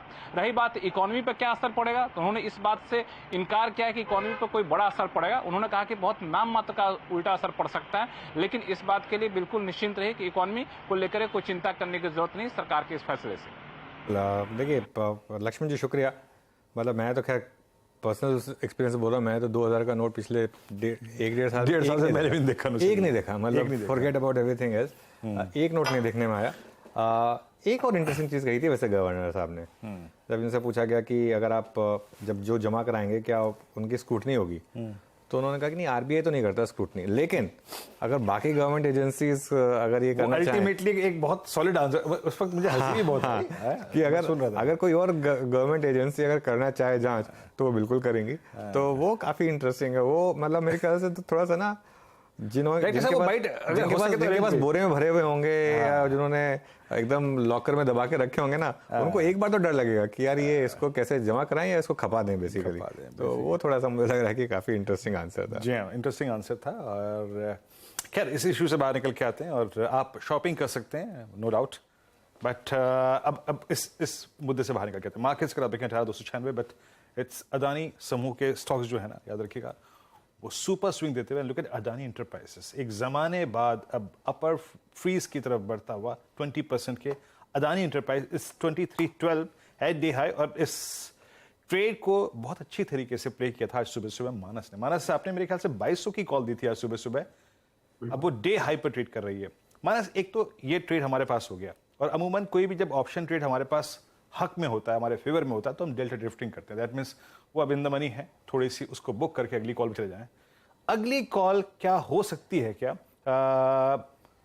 2400 के या 2500 की, क्योंकि वहीं पर बिटवीन 2430 एंड 2500 आपका 200 एक्सपेंशन की कॉल है नहीं अभी, लेकिन क्योंकि एक्सचेंज भी ना अगले दिन ही इंट्रोड्यूस करता है ना। अभी 2400 की कॉल है, 2400 की लास्ट, 2400 से ऊपर की नहीं है अभी। अच्छा, मैंने इसकी ऑप्शन सब खोल के देखी। मानस, आपका व्यू, एटलीस्ट 24 पे जंप कर सकते हैं क्या डेल्टा ड्रिफ्टिंग के लिए? मेरे ख्याल से अदानी इंटरप्राइजेस का 2100 वाला कॉल ऑप्शन मैंने मेंशन किया था। 145 पे बाय रिकमेंडेशन दिया था, 230 रुपए के टारगेट थे, शायद 300 साढ़े 300 रुपए के आसपास ट्रेड हो रहा है। लेकिन अब मैंने बोलूंगा कि अब डेल्टा ड्रिफ्टिंग करनी चाहिए। अगर अभी भी आपने प्रॉफिट बुकिंग नहीं की है, ऑलरेडी टारगेट आ चुका है, लेकिन अभी भी आपने प्रॉफिट बुकिंग नहीं की है, तो एक बार प्रॉफिट बुक कर ले, क्योंकि देखिए स्टॉक अब अपने 200 डे मूविंग एवरेज के आसपास आ रहा है। और अगर एक दिन में आपको कोई स्टॉक में 18% का मूव देखने को मिल जाए, तो आई थिंक प्रॉफिट बुक कर लेना बेहतर रहता है। और कल फिर देखेंगे, अगर कल फिर चांस लगेगा और लगता है कि कोई करेक्शन देखने को मिला तो लोअर लेवल पे, नहीं तो एक फ्रेश ब्रेकआउट पे फिर से खरीदारी करेंगे। लेकिन आई थिंक एक बार अगर कोई इंटरडे ट्रेड लिया है या कॉल ऑप्शन में या फ्यूचर में पोजीशन लिया है आज मॉर्निंग में, तो आई थिंक एक बार प्रॉफिट बुक कर लेना बेहतर रहेगा। ओके, प्रॉफिट बुक करना एक बार बेटर रहेगा। चलिए रुचित को जोड़ लेते हैं शो में। Ruchit, good afternoon. रुचित, आपका स्टॉक पे किस समय का? Very good afternoon. वेल, मेरा stock pick Aditya Birla Capital रहेगा। पिछले कुछ दिनों में स्टॉक में थोड़ा price wise correction higher level से देखा गया है, लेकिन जो प्रीवियसली हमने देखा था जब स्टॉक 160-165 की रेंज में आया था, तो वहां से काफी अच्छा बाइंग इंटरेस्ट आया था और अब फिर से उसी सपोर्ट रेंज में स्टॉक कर रहा है। इनफैक्ट फ्राइडे की ट्रेडिंग सेशन में जो कैंडलस्टिक पैटर्न फॉर्म हुई उसमें बुलिश हैमर कैंडल कहते हैं, वो यूजुअली करेक्शन के बाद ऐसी कैंडलस्टिक फॉर्म होना इंडिकेट करती है कि स्टॉक सपोर्ट के आसपास फिर से बाइंग इंटरेस्ट देखा जा रहा है। तो 160 के नीचे स्टॉप लॉस रखे करंट प्राइस पे स्टॉक में खरीदारी करने की सलाह रहेगी 175 से 177 तक के टारगेट्स के लिए। ओके, आदित्य बिरला कैपिटल आपकी स्क्रीन पे रिहाई की ट्रैजेक्टरी में और उचित का ये इस वक्त का कन्विक्शन ट्रेड है। आगे बढ़ते हैं, तो स्टॉक्स को और मार्क कर लेते हैं, फिर उसके बाद कुछ और चीज़ों पे मूव करेंगे। टेक महिंद्रा की वो कॉल बहुत अच्छा करती हुई, अच्छा स्विंग देती हुई, आईटीसी अच्छा करता हुआ, जो मानस के साथ मैंने डिस्कशन किया था। और अगर आप देखिए जो चीज़ अच्छा कर रही है आपकी स्क्रीन पे, एक एस्ट्रल लेके आइए। पॉसिबली आप देखिए इस स्टॉक को देखेंगे, उसके बाद सुमित के पास चलेंगे। एस्ट्रल आपकी स्क्रीन पर आ रहा है और इट्स 1681 और बहुत स्ट्रॉन्ग स्ट्रक्चर्स का यही एक इस दौर में एक कहीं ना कहीं जिसे कहते हैं ना बिहेवियर रहा है कि 3 दिन 4 दिन के एक सुपर स्विंग के बाद थोड़ा सा रिट्रेस करते हैं, अपने शॉर्ट टर्म एवरेजेस को टेस्ट करते हैं और फिर से ओवरशूट कर जाते हैं। राजेश सतपुते जी, 1682 एस्ट्रल पे आपका व्यू अच्छा करता हुआ डी हाई की ट्रैजेक्टरी में। वीरेंद्र जी देखिए, जो चार्ट जो है वो बहुत स्ट्रांग है और इनफैक्ट इसी सीरीज में अच्छा चला है, तो मेरे हिसाब से यहाँ पे आप पोजीशन होल्ड रख सकते हैं या नया बनाना है तो फिर आपको स्टॉप लॉस रखना है 1660 का और सामने टारगेट सेट करना है 1710 से 1720 का, तो यहाँ पे बाय बनेगा एस्ट्रल। ओके, चलिए अब एक काम करते हैं, कुछ नंबर्स की बात कर लेते हैं। इंडेक्स कंपनियों को तो नहीं, लेकिन F&O में बहुत बड़े नंबर्स आने हैं और ये सारे नंबर्स ऐसे हैं जो सारे स्टॉक्स ऐसे हैं जो अपने नंबर्स के बेसिस पर 5 से 10% तक का स्विंग नॉर्मली दिखाते हैं। स्क्रीन पर आपके ये सारे के सारे नाम शामिल हैं। हम इसमें से फोकस करेंगे 3 स्टॉक्स पर, अशोक लेलैंड, बायोकॉन और डिक्सन। सुमित के पास चलते हैं। Sumit, good afternoon. चलिए अशोक लेलैंड से शुरुआत करेंगे। अशोक लेलैंड सबसे पहला नंबर जिसके ऊपर हमें नजर रखनी होगी और नंबर्स के लिहाज से देखा जाए तो अनुमान है करीब 35% रेवेन्यूज बढ़ने का इस तिमाही के अंदर। 11,863 करोड़ रुपए, ये 8,000 करोड़ के सामने है, तो 5 डिजिट में नंबर पहली बार इनका रेवेन्यूज का आता हुआ दिखाई पड़ेगा। 1,213 करोड़ रुपए का ईबीटा, ऑपरेटिंग प्रॉफिट मार्जिन भी करीब 3% बढ़ने का अनुमान, 10-10.5% का मार्जिन और मुनाफे फ्रंट पे 623 करोड़ का एक आंकड़ा 418 करोड़ से बढ़कर इस तिमाही में आने का अनुमान लगाया जा रहा है। रोबस्ट क्वार्टर की उम्मीद मार्केट लगाकर ऑलरेडी चल रहा है और इसमें वॉल्यूम फ्रंट पर करीब 22-23% की ग्रोथ हमने ऑलरेडी देखी है। मार्जिन्स पिछले 4 जो क्वार्टर से लगातार बढ़ रहे हैं, तो मार्केट मान रहा है कि ये अच्छी ट्रेजेक्टरी कंटिन्यू करेगी। तो मार्जिन फ्रंट पर, वॉल्यूम फ्रंट पर और साथ साथ जो कंपनी की ओवरऑल रेवेन्यूज है वहाँ पर भी एक अच्छा पिकअप रहने का अनुमान लगाया जा रहा है। और जो इनपुट कॉस्ट का कम होना और प्रोडक्ट्स का कॉस्ट कम होना और साथ साथ अच्छी रियलाइजेशन या अच्छे प्रोडक्ट की रियलाइजेशन, वो दोनों इंपैक्ट करेंगे कंपनी के नंबर। फिर बेहतर नंबर का अनुमान बाजार लगाकर चल रहा है अशोक लेलैंड के केस में। अशोक लेलैंड और ऑटो स्पेस में, कमर्शियल व्हीकल सेगमेंट में एक अच्छा मूव देने वाला स्टॉक रहा है। एक बार जरा अशोक लेलैंड लेके आएंगे, प्री नंबर्स प्लेसमेंट कैसी है उसको हल्का से जज कर लेते हैं और कितना रिस्क रिवॉर्ड रेशो होल्ड करता है। स्टॉक आज बैकफुट पे 153 पे ट्रेड करता है, लेकिन टेक्निकल प्लेसमेंट इसकी बहुत अच्छी है। बहुत संक्षेप में रखिएगा शरद जी। टेक्निकली मैं कह सकता हूं कि अक्टूबर 2022 के बाद ये सबसे एक अच्छे जोन को बाइसेक्ट करने की तैयारी कर रहा है। आपने नंबर्स के अनुमान को सुना सुमित के थ्रू, आपका व्यू बहुत संक्षेप में अशोक लेलैंड पे? जी, हम भी यही उम्मीद कर रहे हैं कि रियलाइजेशन में भी इंप्रूवमेंट आनी चाहिए। थोड़ा बहुत जो डिस्काउंट्स है उससे ऑफसेट हो जाएगा, रॉ मटेरियल प्रेशर भी ईज होना चाहिए। तो हमारे अनुमान के हिसाब से 11% के आसपास की बिटा मार्जिन रहेगी। रेवेन्यूज करीब 11,000 साढ़े 11,000 करोड़ के आसपास आने चाहिए। और पैट करीब 650 करोड़ के आसपास का आना चाहिए। तो बट वैल्यूएशन के हिसाब से हमें लगता है अभी लगभग फेयरली प्राइस्ड है, तो बहुत ज्यादा यहाँ से अपसाइड हम लोगों को दिखाई नहीं देती शुक्ला। बहुत ज़्यादा अपसाइड के पोटेंशियल से आपको लग नहीं रहा है 153। खैर नंबर्स को जज करेंगे। और एक स्टॉक जो कि बहुत अच्छे और बुरे कारणों के चलते चर्चाओं में रहा, बायोकॉन एक बड़ा डाउनसाइड खुला, फार्मा स्पेस में सबसे स्ट्रॉन्ग आई थिंक जिसमें स्ट्रॉन्ग नहीं, माफ कीजिएगा, पेन था जिसमें, वो था बायोकॉन। और उसके बाद एक पुल बैक भी आया, ट्रेडिंग पुल बैक था लगभग 185 से लेकर 240। सुमित, क्या एक्सपेक्टेशन? बायोकॉन बहुत कुछ तो डिस्काउंट कर ही चुका है इस भाव पर, इतनी जो गिरावट्स में आई है ऑलमोस्ट। हाँ, तो अब उसके बाद किस तरह के नंबर्स आएंगे? पहली चीज, रेवेन्यू फ्रंट पे 50% एक जंप का अनुमान, क्योंकि बहुत कुछ नेगेटिव पार्ट ऑलरेडी डिस्काउंट किए बैठा है ये स्टॉक। तो 50% रेवेन्यू जंप, मुनाफे में 2% का डिक्लाइन YOY बेसिस पे, मार्जिन 24% 22% के सामने, और 860 करोड़ रुपए का EBITDA, 45% के आसपास की बढ़त यहाँ पर देखने को मिल सकती है। दो तीन चीजें जिनके ऊपर, in fact Q on Q basis पे अगर आप देखेंगे तो नंबर्स बेटर साइड पे दिखाई पड़ेंगे आपको। YOY बेसिस के कंपैरिजन में क्यू ऑन क्यू ज्यादा बेटर होगा। वाइट्रिस के अधिग्रहण का इंपैक्ट कंपनी के नंबर्स के अंदर प्रॉफिटेबिलिटी के ऊपर आता हुआ दिखाई पड़ेगा। बायोसिमिलर की बिक्री करीब 1900 करोड़ रुपए के आसपास रहने का अनुमान है, और कंपनी ने मेंशन किया था कि 100 करोड़ डॉलर के आसपास की सेल्स पहले बोल चुके हैं, रफली 1900 करोड़ रुपए के आसपास की सेल आने की बात है। और ग्लार्जिन और पेगफिलग्रास्टिम, इन दोनों की बिक्री बेहतर रहने का अनुमान है। वो नाम को लेकर माफी चाहूंगा, लेकिन ओवरऑल नंबर्स बेटर साइड पे, सीक्वेंशियल बेसिस पे, YOY सबड्यूड।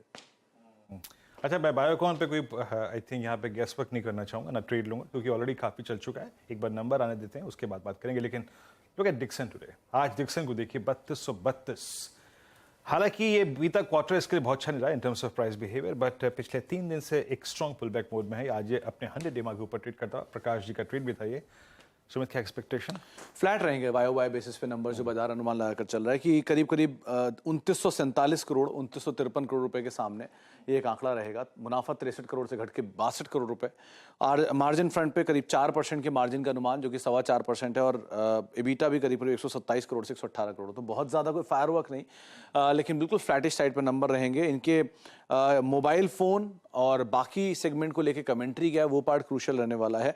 नए मोबाइल कैटेगरी में या नए मोबाइल स्पेस में जहाँ ये उतरे हैं, हेल्थ केयर स्पेस में या सेट ऑफ बॉक्सेस में या वेयरेबल्स में, उसको लेके कमेंट्री क्या है, और आने वाले समय में ODM मार्जिन्स को लेके कंपनी कैसे कामकाज कर रही है, ये कुछ चीज़ें इनको बाजार कीनली वॉच करेगा। नंबर्स बिल्कुल फ्लैट रहने का अनुमान है। ओके, नंबर्स एकदम फ्लैट रहने का अनुमान डिक्सन टेक यहाँ पर। सुमित, शुक्रिया ये सारे तीनों के तीनों कंपनीज के अर्निंग्स प्रीव्यू करने के लिए। मानस, डिक्सन पे क्या too late to buy now? बिल्कुल, देखिए यहाँ पर एक्चुअली आप देखेंगे तो करीब 3 या 4 दिन पहले जब 50 मूविंग एवरेज ब्रेक हुए थे, तभी वो सिग्नल आ गया था, एक बाय का सिग्नल आया था। और आज मॉर्निंग में भी किसी ने लिया होता तो भी आपको 3050 के ऊपर एक अच्छा बाय था।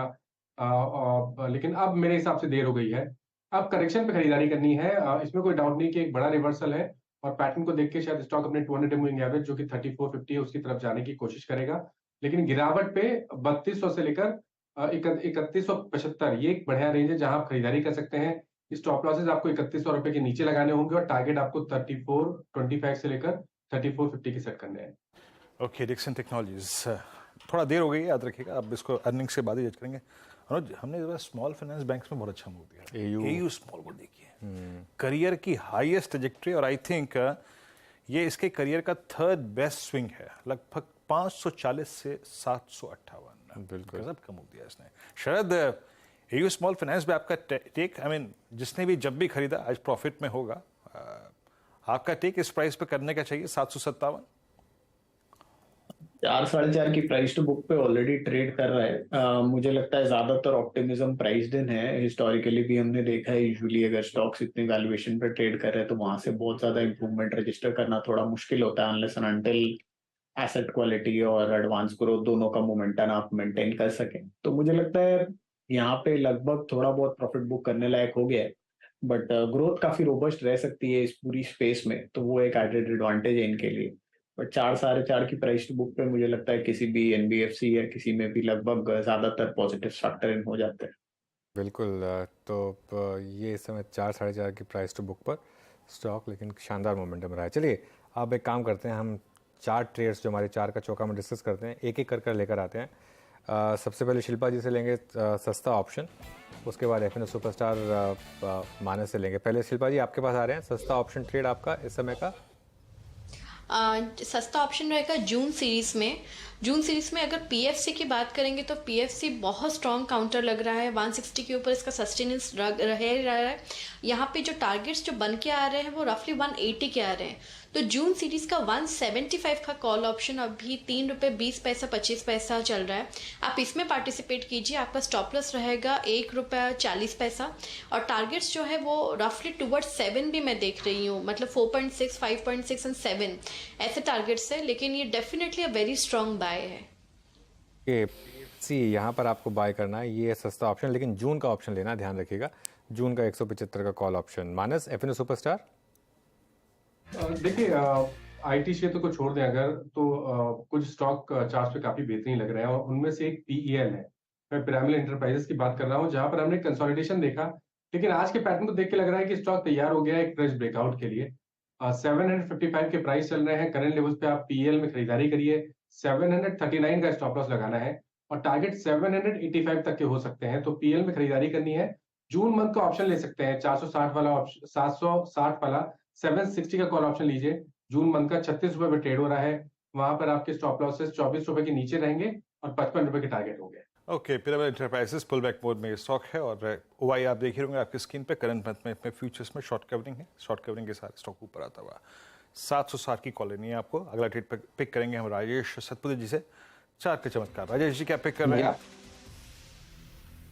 वीरेंद्र जी देखिए, अगर एज ए ट्रेडर मुझे सोचना है तो जो एफर्टलेसली जो मूव मिल रहा है वो सब आईटी में ही आ रहा है। तो देखिए यहाँ पे जो फ्रेश ब्रेकआउट मिला है वो है विप्रो में 390 392 ये क्लस्टर था, इसके ऊपर ये ट्रेड हो रहा है फ्यूचर में। 394 पे बाय बनेगा, स्टॉप लॉस होगा मेरा 389 का, और सामने जो टारगेट दिखता है वो है इसका 200 डीएम जो करीबन 408 410 की ट्रेजेक्टरी में बनता है। तो इससे बाय इन विप्रो, स्टॉप लॉस होगा 388 का। ओके, अभी कुछ देर पहले अनुज ने मार्क किया था इस स्टॉक को। विप्रो आपकी स्क्रीन पे डे हाई की डायरेक्टरी में आके ट्रेड करता हुआ राजेश जी का आज का चार्ट का चमत्कार। और मिड कैप फंड के लिए चलते हैं शरद अवस्थी जी के पास। शरद जी क्या पिक कर रहे हैं आप? जी, हमारा मिड कैप फंडा है बंधन बैंक। कंपनी ने हाल ही में क्वार्टरली रिजल्ट्स डिक्लेयर किए हैं, जहां जीएनपीएस वगैरह 5% के आसपास है और नेट एनपीएस 1.2% के आसपास है। आगे चल के हमें लगता है ग्रेजुअली ये जो माइक्रो फाइनेंस बिजनेस है वहां पे बहुत ज्यादा प्रॉब्लम आनी नहीं चाहिए। डिपॉजिट गार्नरिंग ठीक ठाक है और आगे चल के भी ग्रोथ रेट्स वगैरह ठीक ठाक रहने चाहिए। ग्रेजुअली कंपनी अगले 2-3 सालों में लगातार अपने कॉर्पोरेट लोन बुक को बढ़ाने का और माइक्रो फाइनेंस का शेयर कम करने की बात कर रही है, जिसका फायदा नंबर्स में दिखना चाहिए। जो वोलेटिलिटी रहती है माइक्रो फाइनेंस की वजह से वो ज्यादा नहीं आएगी नंबर्स में। तो हम ये उम्मीद कर रहे हैं कि अगले 2 साल में टॉप लाइन में करीब 15 से 18% की ग्रोथ और बॉटम लाइन में अगले 2 साल में हम ये उम्मीद कर रहे हैं कि अर्निंग्स करीब बढ़ के 30-31 रुपए के आसपास हो जानी चाहिए। बुक वैल्यू में अक्रीशन लगभग 50-55 रुपए का होना चाहिए अगले 2 साल में। तो अगर 2.5 टाइम प्राइस टू बुक पे भी ट्रेड करता है तो 400-425 के लक्ष्य के हिसाब से बंधन बैंक एक बहुत बढ़िया नोट है। ओके, बंधन बैंक ये मिड कैप फंडा है इस समय आपके लिए, और स्टॉक लोअर लेवल से नॉर्मली काफ़ी अच्छी रिकवरी दिखाता है और इस बार भी उसने वही किया। चलिए अब एक काम करते हैं, चारों के चारों ट्रेड्स एक बार रिकैप करते हैं आपके लिए। सबसे पहले शिल्पा जी ने पीएफसी पावर फाइनेंस का जून का 175 का कॉल ऑप्शन सजेस्ट किया आपके लिए। 4 रुपये 60 पैसे और 7 रुपये के टारगेट्स यहाँ पर। स्टॉप लॉस आपको लगाना है 1 रुपये 40 पैसे का। ये हो गई पहली ट्रेड। मानस ने उसके बाद चूज़ किया पिरामिड एंटरप्राइजेस। बहुत समय के बाद यहाँ पर थोड़ा सा बाइंग मोमेंटम, 785 का टारगेट, 739 का आपको लगाना है यहाँ पर स्टॉप लॉस। राजेश सतपुते ने विप्रो के फ्यूचर्स पर दांव लगाया है, 408 और 410 के टारगेट, 389 का एक स्टॉप लॉस। और अभी शरद अवस्थी ने चूज़ किया बंधन बैंक, जहाँ पर एक आप कॉल ले सकते हैं। उनके हिसाब से नंबर्स अच्छे और ख़ासतौर से एसेट क्वालिटी को लेकर नंबर्स काफ़ी अच्छे। अदानी एंटरप्राइजेस अब 19% ऊपर, तो मतलब वो 20% की तरफ जा रहा है। रैमको सीमेंट्स लेकर आइए एक बार। रैमको सीमेंट्स की हमने बात की थी वीरू 3-4 दिन पहले कि शानदार नंबर्स थे उसके, और उस दिन चला स्टॉक, उसके बाद 2 दिन कंसोलिडेशन और अब एक फ्रेश ब्रेकआउट 880 रुपये इस समय रैमको सीमेंट्स का रेट। यहाँ पर शरद जी कवरेज है क्या आपकी रैमको पर? जी, हम लोगों की प्रेफर्ड बेट थी रैमको, बिरला कॉप, बट अभी जैसा मूवमेंट इन स्टॉक्स में ऑलरेडी आ गया है, मेरे हिसाब से अगर सीमेंट में आपको सबसे अंडर वैल्यूड स्टॉक खोजना है तो एसीसी मुझे लगता है वो स्पेस में सबसे बढ़िया है। अब जो ग्रुप का ओवरहैंग है ग्रेजुअली वो भी कम हो रहा है, तो मुझे लगता है एसीसी एक स्ट्रॉन्ग काउंटर होना चाहिए जहां हमें सब्सटैंशियल री-रेटिंग देखने को मिल सकती है। बाकी स्पेस में अक्रॉस द बोर्ड थोड़ा रन अप आ गया है, प्लस पेटकोक के प्राइसेस में भी कोई ऐसा डिप इंटरनेशनली आ नहीं रहा है, तो वहां से कितना चैलेंज आएगा क्वार्टरली नंबर्स में वो भी नहीं पता। तो मुझे लगता है कंपैरेटिवली एसीसी, कंपैरेटिवली अगर वैल्यूएशन कंफर्ट आप खोज रहे हैं तो बेटर प्लेस। एसीसी 1815 और कुछ स्टेट्स और जो कि अच्छा कर रहे हैं उसमें एक बार इंटेलेक्ट लेके आइए आप। इट्स 564, बहुत क्लीन चार्ट है और 564 पे आके ट्रेड करता हुआ। एक ऑर्डर आया इसमें अभी एक्चुअली मैं देख रहा था, ये अभी बीएससी एक्सचेंज पे आया, मूव पहले आ गया था लेकिन ऑर्डर अभी आया है। लेकिन ऑर्डर आया 564 पे। बस चार्ट को डिस्कस कर लेते हैं एक बार। कुछ अच्छे पॉजिटिव क्रॉसओवर्स डेवलप है। एक बार वीकली चार्ट को देखूं क्या कर रहा है। यस, वीकली पे तो बेस है और एग्जैक्टली ये 564 का प्राइस मैंने इसलिए कोट किया क्योंकि अगर आप इस स्टॉक को सितंबर 2022 से पहले देखते हैं ना, जब ये स्टॉक बहुत स्ट्रॉन्ग ट्रेजेक्टरी में था, इसका कोलैप्स एग्जैक्टली इसी प्राइस से हुआ था, 564 से। वो दिन था रुचित सितंबर 2022 का मिड का, मतलब 16 सितंबर का, जब ये क्रैक आया था। उस दिन 100 डे एक्सपोनेंशियल एवरेज वॉलेट होता, 100 वीक एक्सपोनेंशियल एवरेज वॉलेट हुआ था। एक टेक रखेंगे अपना यहाँ पर 564 पे, नॉट एग्जैक्टली डे प्रोस्पेक्टिव लेकिन positional prospective. I think as previous swing highs usually ऐसे pullback move पे resistance act करते हैं, लेकिन ऑफ लेट अगर हम recent जो चार्ट स्ट्रक्चर में वॉल्यूम्स को, प्राइस वॉल्यूम एक्शन को देखें तो उसको भी इग्नोर नहीं करना चाहिए। पिछले हफ्ते स्टॉक में जो 480 का लेवल के बाद में गैप अप ओपनिंग दिखाया था, वो गैप अप के बाद में काफी अच्छे वॉल्यूम्स इसके डेली एवरेज के कंपैरेटिवली में होते हैं। और जनरली इतने अच्छे वॉल्यूम्स के जब साथ में जब ऐसे प्राइस में बाइंग एक्शन होते हैं तो वो रेजिस्टेंसेस क्रॉस होने के चांसेस ज्यादा रहते हैं। सो मेरे ख्याल से ये रेजिस्टेंस पार होकर स्टॉक एक नई ट्रेजेक्टरी में रिसेंट एक ट्रेजेक्टरी में जा सकता है जहाँ पे 590 600 जो रिसेंट ये पूरे करेक्शन के एक रिट्रेसमेंट रेजिस्टेंस है वहां तक आना चाहिए। सो हमें लग रहा है कि 590 के आसपास तक के लेवल एटलीस्ट जो शॉर्ट टर्म ट्रेडर्स है तो वो ये स्टॉक में एक्सपेक्ट कर सकते हैं। ओके, चलिए ये बात हो गई इंटेलेक्ट डिज़ाइन एरिना की, जहाँ अभी एक हंगरी के एक बैंक की तरफ से उनको एक ऑर्डर मिला है और शायद इसीलिए स्टॉक आज ऊपर। लेकिन बिग मार्केट वॉइसेस में आज हमारे साथ कंप्लीट सर्कल के मैनेजिंग पार्टनर और सीआईओ गुरमीत चड्ढा जुड़ गए हैं। Gurmeet, good afternoon. सबसे पहले तो शुक्रिया, आपने इतने कम समय के नोटिस पर हमारी रिक्वेस्ट एक्सेप्ट की और हमसे बात करने के लिए बहुत बहुत धन्यवाद। शुरुआत करेंगे आज जो मूव आ रहा है अब आईटी स्टॉक्स में। मिड कैप आईटी में तो खैर पूरे अर्निंग सीजन में देखा तो कोई प्रॉब्लम नहीं थी, लेकिन लार्ज कैप आईटी स्टॉक्स में जो पिछले 3-4 दिन में बाइंग हुई है, इसको आप किस तरीके से देख रहे हैं? ये क्या एक बार्गेन बाइंग है या फिर एक स्ट्रैटेजिक बाइंग, शॉर्ट कवरिंग, या फिर एक फ्रेश रैली की शुरुआत? आपका व्यू क्या होगा? अनुज, ऑलवेज अ प्लेजर।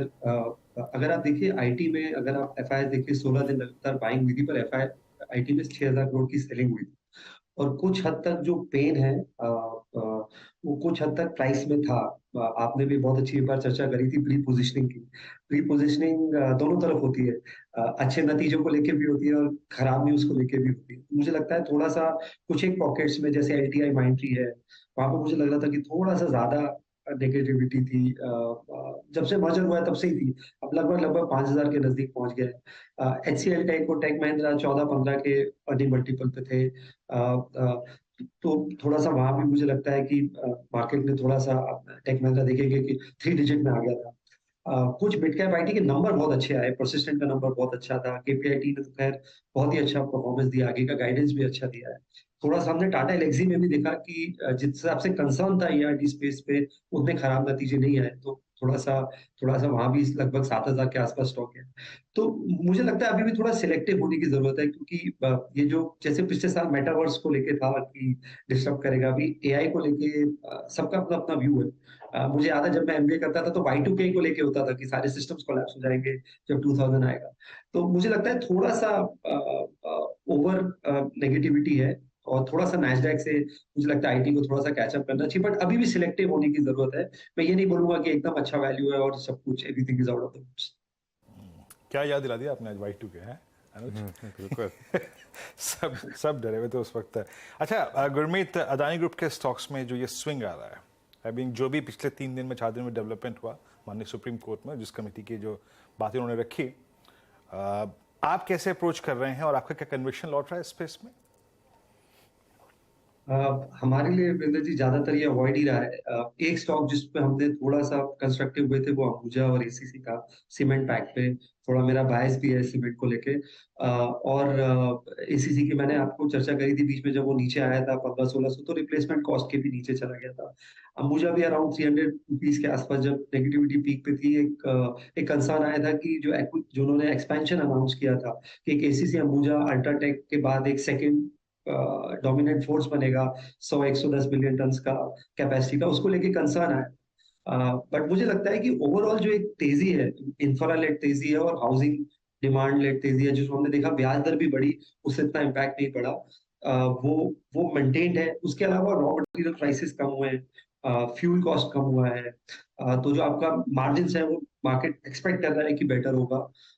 तो मुझे लगता है थोड़ा बहुत ये न्यूज की सुप्रीम कोर्ट लेड पैनल का जो फाइट उसको लेके थोड़ा सा अभी का न्यूज है, ज्यादा इसमें रीड नहीं करना चाहिए। और पूरी तरह जब ये पूरा 3-4 महीने में प्ले आउट हो जाएगा आप कर सकते हैं। सीमेंट सेक्टर एक ऐसा पैक है जो मुझे पॉजिटिव लगता है। इसमें हम मतलब लार्ज कंपनीज तो देखते ही हैं, कुछ छोटी कंपनीज भी देखते हैं जैसे सागर सीमेंट है। थोड़ा बहुत हमने रैमको को भी ट्रैक किया है। मुझे एसीसी मैंने आपको बताया हमने थोड़ा सा इन्वेस्टमेंट किया था अपने नॉन डिस्क्रिशनरी पोर्टफोलियोज में। तो मेरा व्यू कंस्ट्रक्टिव है, ओवरऑल व्यू बहुत कंस्ट्रक्टिव है बिल्डिंग मटेरियल्स को लेके। तो उसमें cables and wires, sanitary ware, even tile makers, मुझे लगता है ये काफी बड़ी ये साइकिल लंबी है। बीच बीच में थोड़ा बहुत कंसोलिडेशन होगा, आपने देखा भी कुछ स्टॉक्स। बट आप देखिए पॉलीकैप को देखिए लगभग नए हाई पे 20,000 करोड़ के टर्नओवर की ऑलरेडी बात कर रहा है। और एफएमईजी जब थोड़ा सा पिकअप होना शुरू होगा वो भी मीनिंगफुली कंट्रीब्यूट करेगा। ओके अच्छा, गुरमीत एक और चीज़, बैंकों में अब इस समय bank Nifty all time high तक जा जाकर रोज रुक रहा है।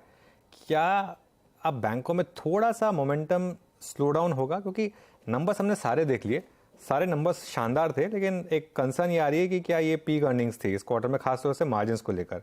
आपका व्यू क्या होगा? तो अनुज जब आप बैंक निफ्टी 44,000 देखेंगे तो ऑब्वियसली थोड़ा तो ब्रेक लगेगा जिस तरीके से बैंक्स में रन अप आया है।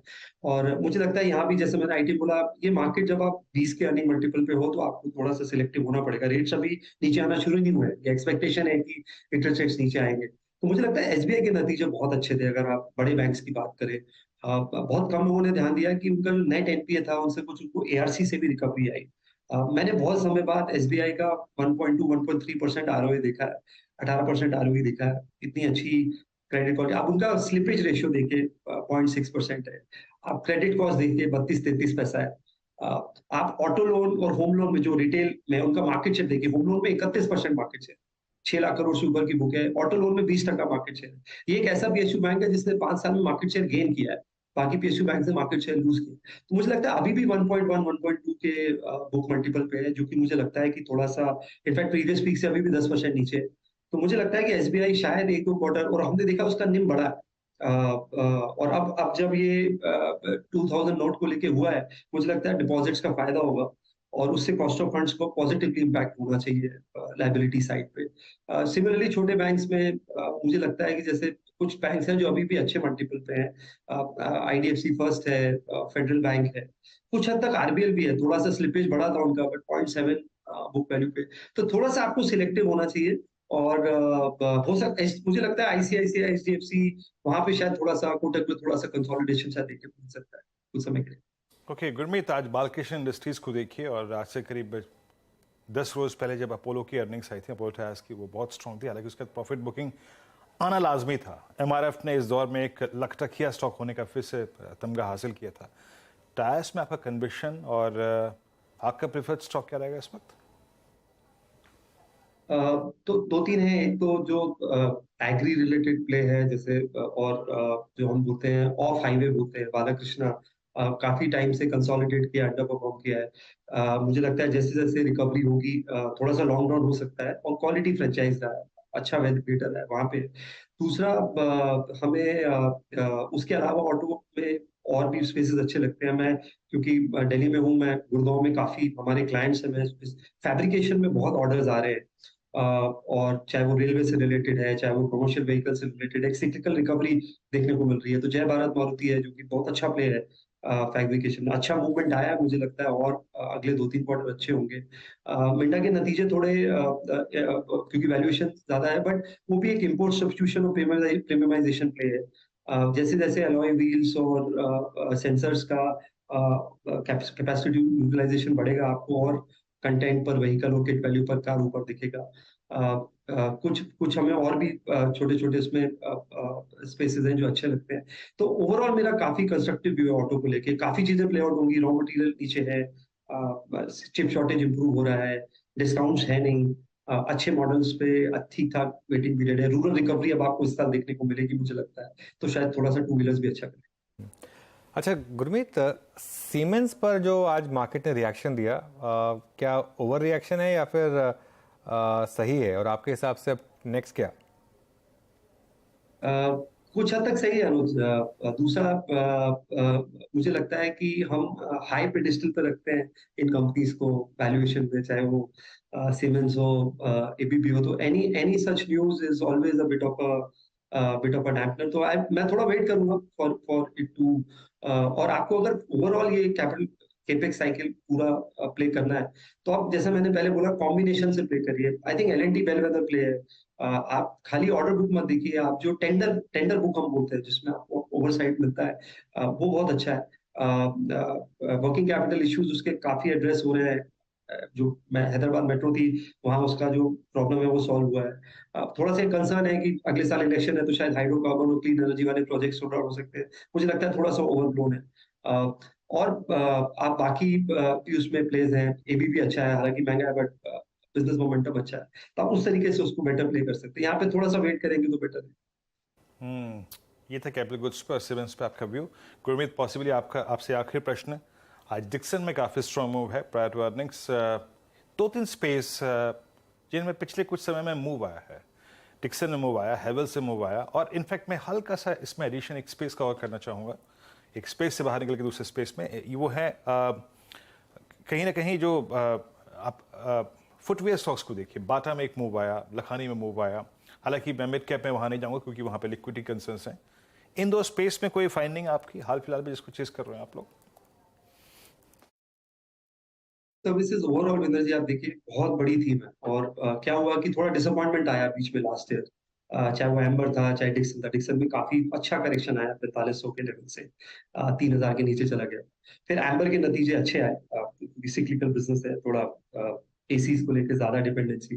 और आप देखिए एप्पल अगर $6 billion high precision quality manufacturing sourcing India से कर रहा है, तो ये बहुत बड़ा साइन है आगे की ईएमएस कितना बड़ा हो सकता है। तो मैं कंस्ट्रक्टिव हूँ स्पेस को लेकर, इसमें काफी सारे प्लेस हैं, तो हम डिक्सन को काफी अच्छे से ट्रैक करते हैं। थोड़ा सा मुझे लगता है मार्जिन पे 1-2 क्वार्टर और देखना पड़ेगा, क्योंकि ये कितना पोर्शन है इलेक्ट्रॉनिक मैन्युफैक्चरिंग का, जिसमें आप ओडीएम और ओरिजिनल इक्विपमेंट मैन्युफैक्चरिंग का क्या प्रोपोर्शन है वो देखेंगे। मुझे लग रहा है थोड़ा आप एपीआई और सीडीएमओ में भी देखेंगे, थोड़ा बहुत टर्न अराउंड होना शुरू हो गया है, नॉर्मलाइजेशन शुरू हो गया है। डिवीज के नतीजे थोड़े से बेटर है, मार्केट और वर्स एक्सपेक्ट कर रहा था। हमने न्यूलैंड के नंबर देखे बहुत अच्छे आए, हमने सिंजीन के नंबर देखे बहुत अच्छे आए। तो मुझे लगता है जो कॉन्ट्रैक्ट मैन्युफैक्चरिंग है, सिंपल लैंग्वेज में, थोड़ा टेक्निकल है सीडीएमओ, जिसमें हम नोबल मैन्युफैक्चरिंग जिसे बोलते हैं, वहां ऑर्डर बुक दोबारा से वापस आ रही है। कस्टम सिंथेसिस में, जेनरिक्स में, एपीआई में नए लॉन्चेस हैं, और प्राइसिंग थोड़ा स्टेबल हो। तो ये एक पॉकेट मुझे थोड़ा सा इस नतीजों के बाद थोड़ा और कंस्ट्रक्टिव मेरा व्यू बना। पहले मुझे लग रहा था शायद 2 क्वार्टर और पेन है, अभी लगता है कि शायद नॉर्मलाइजेशन जल्दी हो। अच्छा, मेरा प्रश्न पूछते पूछते 2 लोग बड़ा चौंक गए होंगे। इनफैक्ट पूरी दुनिया चौंक गई होगी। अनुज चौंक गए, गुरमीत चौंक गए। It was not Lakhani, it's liberty. माफ कीजिएगा। शुक्रिया, फिर भी बहुत बहुत शुक्रिया गुरमीत। एक तो शब्दों के लिए माफ़ी चाहूँगा, और इस कार्यक्रम में आप शामिल हुए, और बहुत शॉर्ट नोट पर आप देखें इस कार्यक्रम में आपको अपीयर होना पड़ा। बहुत बहुत शुक्रिया समय निकालने के लिए और ये अपनी राय रखने के लिए। लखानी के भी फुटवेयर्स वैसे चलते थे, मुझे याद है जब हम बच्चे थे, तो ऑब्वियसली वो दौर अलग था। पता है, घर वाले दिलाते थे बाटा का जूता ही, क्योंकि बाटा का जूता ऐसा था कि पूरे साल चल जाता था। हाँ, और हमारे दौर में तो अनुज हम लोग क्या करते थे, जून का लास्ट में जब हफ्ता होता था, जब स्कूल खुलने होते थे, एक दिन मोची के पास बैठते थे, जूते ठीक कराते थे, नया सोल्स लगाते थे, सब कुछ करते। अब कहाँ लगते हैं, मतलब शहरों में तो थे। हाँ, वैसे भी यार वीरू ना, वो टाइम ऐसा था जिसमें मतलब मतलब वो चीज़ों की एक वैल्यू ही थी। जूता कई बार निकालना पड़ता था कई साल। बड़े भाई का शू छोटा था तो छोटे भाई को मिल जाता था, बड़े भाई की यूनिफॉर्म छोटी थी छोटे भाई को मिल जाती थी, उसका अलग आनंद था। वो ज़माना अलग था। किताबें चलती थी। हाँ किताबें, वो तो मोहल्ले में ये तय होता था कि ये 9th में है, ये 8th में है, 7th में, वो जब रोटेट कोर्स चेंज होता था तो माँ बाप को सबसे ज़्यादा दुख इस चीज़ का होता था कि नई बुक्स लेनी पड़ेंगी, बड़े भाई की चलेंगे नहीं इसके लिए तो वो खैर अलग ज़माना था। खैर मार्केट पर आते हैं। इस समय निफ्टी एट डेज हाई 18,318 इस समय, शानदार मूव। और बैंक निफ्टी में भी अच्छी रिकवरी। अब एक्चुअली जो लास्ट का 15-20 मिनट है मार्केट में जो मूव आया है वो एक्चुअली बैंक निफ्टी की रिकवरी की वजह से और उसमें खासतौर से ICICI बैंक में एक अच्छी खासी रिकवरी, वहाँ पर एक मूव। लेकिन उसके अलावा आप जरा TCS एक बार लेकर आइए। आज तो खैर IT एकदम बिल्कुल हाईएस्ट पॉइंट पर जाने को तैयार है। TCS, विप्रो, इन्फोसिस, सभी के सभी स्टॉक्स शानदार मूव आपको इस समय दिखाई दे रहे हैं सब स्टॉक्स में। और सुबह हमने एक स्टॉक पिक किया था डीवीज लैब्स की, आज कुछ कमाल करेगा ये, क्योंकि पोजीशनिंग उस हिसाब से थी डीवीज में। सुबह ही क्लियर हो गया था डीवीज की एक शानदार मूव यहाँ पर आपको मिलने वाला है। शिल्पा जी डीवीज का चार्ट देखिए, कोई ट्रेड यहाँ पर?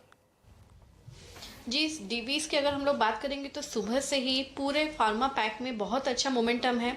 अपोलो हॉस्पिटल, डीवीज लैब, चाहे आप ऑरो फार्मा कुछ भी देख लीजिए। यहाँ पे 3300 का कॉल ऑप्शन अगर आप जून के सीरीज में ले सकते हैं। थोड़ा आपको मतलब हीरो जीरो शॉट आपको प्ले करना पड़ेगा। I just check the rate.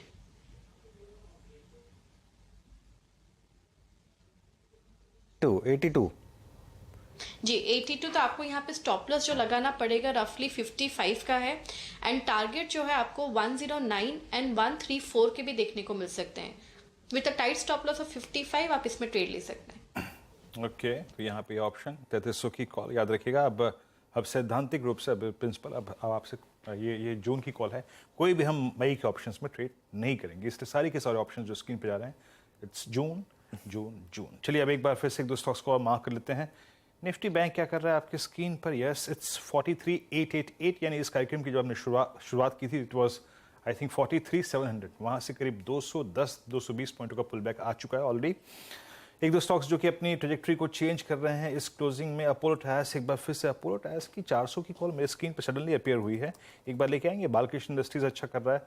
Apollo tyres 370 क्या अच्छा लग रहा है। रेस्ट दे रहा था ये स्टॉक, बट रेस्ट भी इसने एक बहुत अच्छी ट्रेजेक्ट्री में लिया और वो एक बहुत कंफर्टेबल ट्रेजेक्ट्री थी 10 एक्सपोनेंशियल एवरेज। मानस आपका टेक क्या होगा इस वक्त? अपोलो पे 4-5 दिन का एक कंप्लीट रेस्ट ले चुका है पोस्ट अर्निंग्स। अभी व्यू 371, पूरा सेक्टर मूव कर रहा है, बालकृष्ण इंडस्ट्रीज लीड करता हुआ। देखिए डेफिनेटली पॉजिटिव है क्योंकि कंसोलिडेशन है और कंसोलिडेशन 20 डे मूविंग एवरेज के ऊपर हो रहा है। केवल इंतजार करना है। अगर आप बिल्कुल 1 से 2 दिनों का ट्रेड लेना चाहते हैं तो आपको ब्रेकआउट का इंतजार करना पड़ेगा। 374 के स्टॉप के ऊपर खरीदारी करेंगे, 368 के स्टॉप लॉस है और उसके बाद आपको 390 तक के टारगेट्स देखने को मिल सकते हैं। लेकिन अगर आपके पास लॉन्ग पोजीशन है तो बिल्कुल बने रहिए और 20 डे मूविंग एवरेज जो कि 360 है उसके नीचे स्टॉप लॉस लगाइए। ओके, चलिए फिर एक काम करते हैं, अब BTST और STBD ट्रेड्स लेते हैं और उसके बाद फिर डीलिंग रूम का भी हाल जानेंगे। गाबा सर बताइए BTST। जी हाँ बिल्कुल, BTST और स्टॉक मैंने चुना है मारुति। अच्छा बेस बना हुआ, रिबाउंड बहुत बढ़िया हुआ है कल और आज कंटिन्यू हुआ है। ट्रेड कर रहा है 9162 पर मारुति। मुझे लगता है 9250 टू 9300 का ये जोन है, वहां तक चलना चाहिए मारुति को। स्टॉप होगा बहुत टाइट, ज्यादा नहीं, 9150 9140 बस ठीक ही रहेगा मारुति। और कल मंगलवार भी है। हाँ मैं यही कहने वाला था, इसीलिए गाबा सर ने चुना है। अभी आजकल कि वो BTST में अब ये फैक्टर भी आने लगा कि कल मंगल है तो मारुति का दिन है, तो इसके लिए उसको बाय किया जाए। वो मैं बोलने वाला था, गाबा सर ने प्रीएम्प्ट कर दिया। झुकाव आपका एमएनएम से अब हट के मारुति पे जा रहा है, हालांकि इशू कुछ और है। कल मंगलवार है, उन्होंने पिक किया है। Okay good trade Maruti. अच्छा मारुति कर क्या रहा है एक बार देखते हैं DD चार्ट्स पे कर क्या रहा है थोड़ा सा, फिर उसके बाद आप बढ़ेंगे इस कॉल पे। मारुति आज मेरे ख्याल से सुबह हमारे साथ कौन मेहमान थे जिन्होंने मारुति रिकमेंड किया था आज सुबह? हाँ अनु जैन थी हमारे साथ। उन्होंने कहा था कि ऑटो में इस वक्त वो लोग मारुति को चेस कर रहे हैं 9161 डे हाई, और मेरे ख्याल से पिछले 3 सेशन के हाईएस्ट क्लस्टर को बाइसेक्ट कर ये स्टॉक क्लोज होने की तैयारी करता हुआ। और शुक्रवार का लो जो था इसका एक बहुत स्ट्रॉन्ग स्विंग के बाद वो एग्जैक्टली 20 डे एक्सपोनेंशियल एवरेज था। रुचित आप क्या कैरी करेंगे ट्यूसडे मॉर्निंग के लिए? कल के लिए BTST के लिए परसिस्टेंट बाय करने की सलाह दूंगा। एकदम कंसिस्टेंसी हमने ये स्टॉक में आज के सेशन में देखी है और ना अभी भी अच्छे वॉल्यूम्स आप देखेंगे इंट्राडे चार्ट पे, तो स्टॉक में करंट लेवल्स पे भी अच्छे वॉल्यूम्स के साथ प्राइस ऊपर जा रहा है। तो परसिस्टेंट करंट लेवल्स पे बाय करके जा सकते हैं। 4980 का स्टॉप लॉस रखने की सलाह देंगे और 5130 के आसपास के टारगेट्स लेंगे। ओके, तो रुचित की कॉल परसिस्टेंट सिस्टम्स पर। मानस के पास चलते हैं। मानस, BTST STBT? देखिए IT स्टॉक्स पे तो बिल्कुल कोई भी स्टॉक ले लीजिए, आई थिंक ऐसा लग रहा है कि कल आपको एक गैप अप ओपनिंग देखने को मिलेगी और बहुत सारी रिकमेंडेशन दे दी IT पे। तो उसके अलावा अगर हम बात करें तो आई थिंक कॉनकॉर पे ध्यान देना चाहिए, कंटेनर कॉर्पोरेशन पे ध्यान दीजिए। स्टॉक ने लोअर लेवल पे 50 डे मूविंग एवरेज पे सपोर्ट लिया है। आज की रिकवरी को देख के लग रहा है कि स्टॉक तैयार हो गया है 200 डे मूविंग एवरेज को ब्रीच करने के लिए। तो 645 के भाव चल रहे हैं, 634 के स्टॉप लॉस से कंटेनर कॉर्पोरेशन में खरीदारी करने की राय रहेगी। ऊपर की तरफ 665 तक के टारगेट्स देखने को मिल सकते हैं। ओके, कॉनकॉर, ये भी इसकी प्लेसमेंट भी बहुत इंटरेस्टिंग थी। मैं डिस्कशन करने वाला था लेकिन नहीं कर पाया, बट अच्छी प्लेसमेंट है इसकी। कॉनकॉर ये आप कैरी करेंगे कल के लिए। मार्केट से डे हाई निफ्टी करीब 18,330 को किस करता हुआ और निफ्टी बैंक भी 44,000 की ट्रिजेक्टरी के नज़दीक जाने की कोशिश करता हुआ। शिल्पा जी, आप क्या ट्रेड कैरी करेंगे ट्यूसडे मॉर्निंग के लिए? जी मेरा रहेगा भारत फोर्ज में। भारत फ्यूचर्स अभी ट्रेड कर रहा है 762, तो यहाँ पे बाय है और स्टॉप लॉस रहेगा 756 का, टारगेट्स ऑफ 780। ओके, चलिए फिर ये होगी बात भारत फोर्ज की। राजेश सतपुते, आप क्या कैरी करेंगे कल के लिए ट्रेड? अनुज जी, देखिए मैं एससीसी को लेके जाऊंगा। इनफैक्ट मुझे ये पैक अच्छा लग रहा है। अडानी पोर्ट मीन्स वो जो थीम है उसमें अगर आप देखें तो अंबुजा एंड एससीसी, तो उसमें से एक लेके जाना है। Then SCC looks better to be. 50 day में के ऊपर क्लोज दे रहा है, 1800 के ऊपर क्लोज है जहाँ पे कॉल राइटर खड़े थे, तो 1812 पे ये फिलहाल ट्रेड हो रहा है। स्टॉप लॉस रहेगा 1790 का और कल का इसका टारगेट होना चाहिए 1860 से लेके 1880 तक। ओके, चलिए दो नंबर्स आए इस बीच में। एक आया आदित्य बिरला फैशंस का जो प्रॉफिट से लॉस में आई, और एक कीस्टोन रियल्टर्स जो रुस्तम जी, जिसको हम मतलब रुस्तम जी ब्रांड के नाम से जिसको हम जानते हैं, उसके नंबर्स अच्छे लग रहे हैं। यहाँ पर करीब 5% का मूव इस समय इस स्टॉक में आ रहा है। चलिए BDST कॉल्स पूरी, अब यतिन के पास चलते हैं और डीलिंग रूम से उनको क्या फीडबैक मिल रहा है दो स्टॉक्स पर, वो जान लेते हैं। Yatin, good afternoon. Good afternoon. दो स्टॉक्स जहां आज डीलर्स काफ़ी एक्टिव हैं। सबसे पहले IT, पिछले भी वीक IT के बारे में चर्चा की थी, और अगर हम HCL टेक्नोलॉजीज़ की बात करें, टेक महिंद्रा की बात करें, तो ये दो स्टॉक्स हैं जो डीलिंग रूम्स के रडार पे हैं। HCL टेक स्पेसिफिकली उनको लगता है कि ये स्टॉक में 15 से 20 रुपए की अपसाइड आपको देखने को मिल सकती है एक दो ट्रेडिंग सेशन में। तो यहाँ BTST की ट्रेड जो है डीलर्स अपने क्लाइंट्स को सुझा रहे हैं, और फ्रेश बाइंग आपको FI के डेस्क पे दिखाई दे रहा है और FNO सेगमेंट में दिखाई पड़ रहा है। तो ये एक IT स्टॉक है जिस पे ध्यान देना ज़रूरी है BTST के पर्सपेक्टिव से। दूसरा जो स्टॉक जो जनरली बहुत कहेंगे तो थिनली ट्रेडेड है, बहुत वॉल्यूम नहीं होते, लेकिन आज अच्छे वॉल्यूम्स हुए सन टीवी में। ये एक स्टॉक है जहाँ डीलर्स को लगता है कि 6 से 7% की पोजिशनल अपसाइड आपको देखने को मिल सकती है। इनफैक्ट आपको जून सीरीज में यहाँ ऑलरेडी लॉन्ग बिल्डअप दिखाई पड़ रहा है। तो कहीं ना कहीं अगर हम देखें तो नेक्स्ट मंथ की स्टॉक प्रिपरेशन हो रही है, और कहीं ना कहीं यहाँ एक्यूमुलेशन थोड़ा बहुत आपको देखने को मिल रहा है। डीलर्स को लगता है कि पोजिशनली 6 से 7% की यहाँ ट्रेडिंग अपसाइड बन सकती है। ओके, सन टीवी और एक हो गया HCL टेक्नोलॉजीज, दो पे काफ़ी स्ट्रॉन्ग कन्विक्शन है। और HCL टेक्नोलॉजीज इस कार्यक्रम में हमने काफ़ी डिस्कशन किया भी।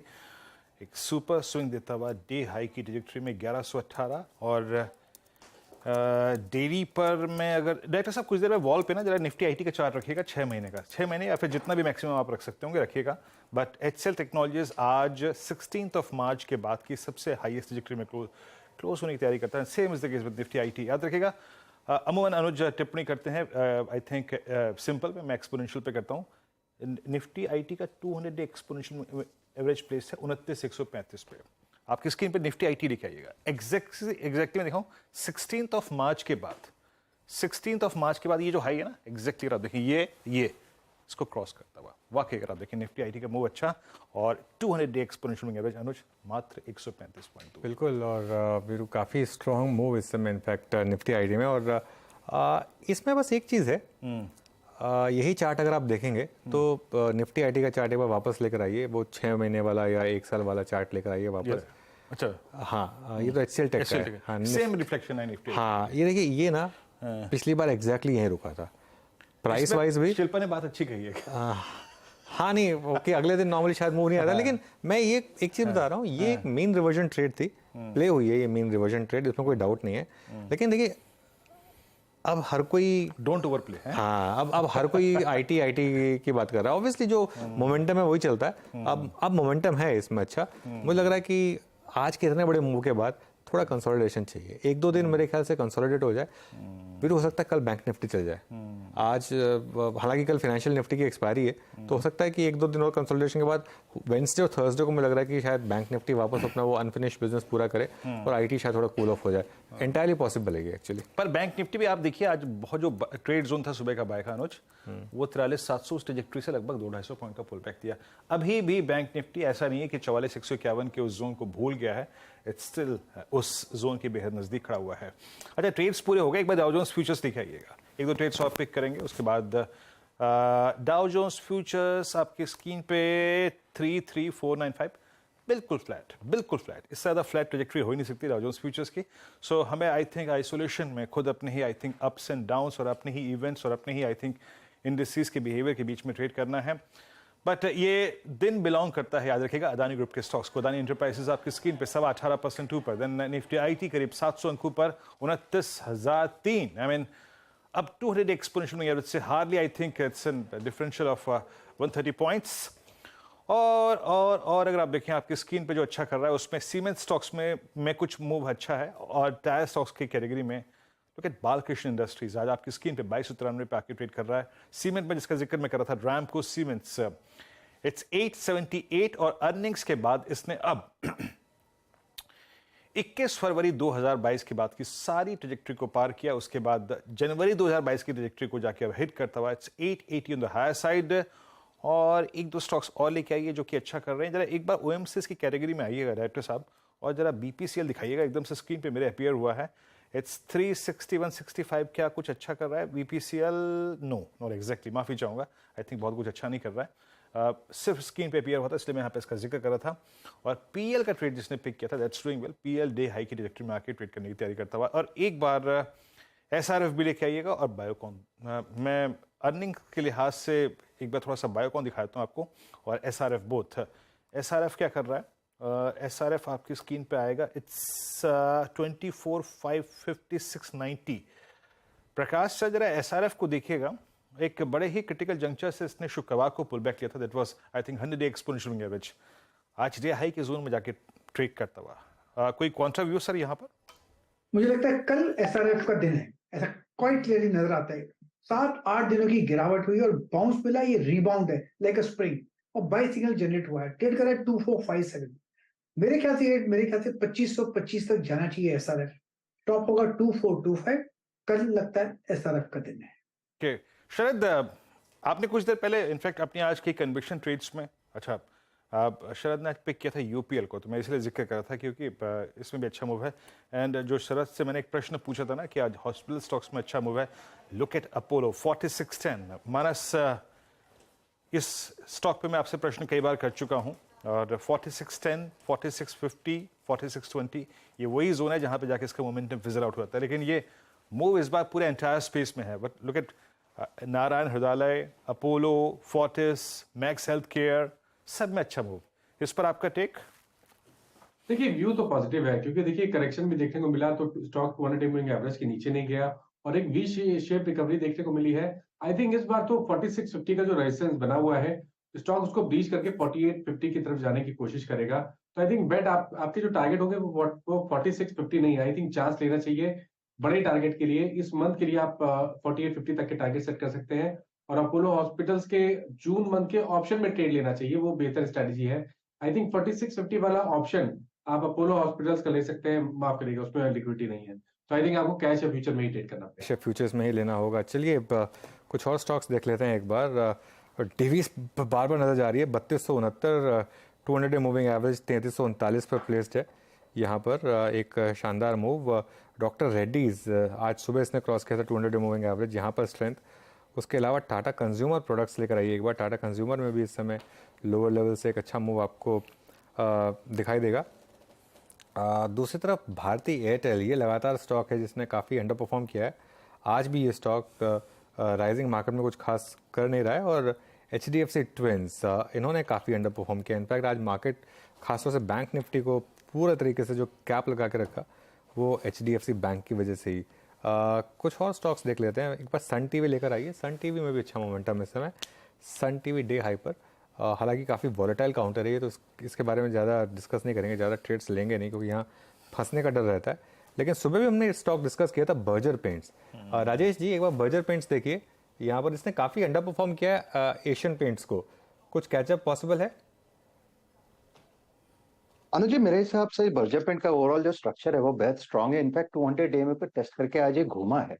मेरे हिसाब से एक्सपायरी का यहाँ पे अगर आप पॉइंट ऑफ व्यू से देखें तो इसका एक टारगेट सेट करें करीबन 650 से 660। तो यहाँ पे देखिए लॉन्ग साइड की पोजीशन रखनी है। स्टॉप लॉस थोड़ा सा आपका डीप होगा 615 का, तो 615 के स्टॉप लॉस के साथ आपको लॉन्ग पोजीशन बनानी है। टारगेट रहेगा 650 प्लस। चलिए, तो 700 अंकों के अनुज इस निफ्टी आईटी के पुल बैक के बाद आपने मेरे ख्याल से इस मंथली कॉन्ट्रैक्ट जिसमें हम ट्रेड कर रहे हैं उसके एक बड़े कॉल आइटर को 18,300 को तो बाइसेक्ट किया। हालांकि बहुत डिसाइसिवली उसके ऊपर एक क्लोजिंग नहीं आ रही है, बट निफ्टी बैंक की कमी खल रही है थोड़ी सी है। खल रही है। अच्छा, और एक और चीज़ है वीरू, अभी थोड़े मार्केट में ट्रिगर्स का भी वो हो जाएगा, अभाव हो जाएगा। मेरे ख्याल से इस वीक में तो खैर पूरी हम डेट सेलिंग की बात करेंगे। थोड़ा मार्केट में एक वो अदानी फैक्टर की वजह से भी एक थोड़ा सा पॉजिटिविटी आई थी ओवरऑल मार्केट में। बैंक निफ्टी में ना वीरू, मैं एक चीज़ कहूँगा, लेकिन अगर बैंक निफ्टी को बहुत ज़्यादा गिरना होता ना 44,150 से, तो अब तक गिर चुका होता। इतना मौका नहीं देता आपको। बार बार ये गिर के कितना जा रहा है? 43,500, उसके नीचे जा ही नहीं रहा है। आज भी देखिए शॉर्टेस्ट मूविंग एवरेज, बिल्कुल उसके नीचे जा ही नहीं रहा है। आज भी देखिए 43,685 तक गया, उसके नीचे नहीं गया।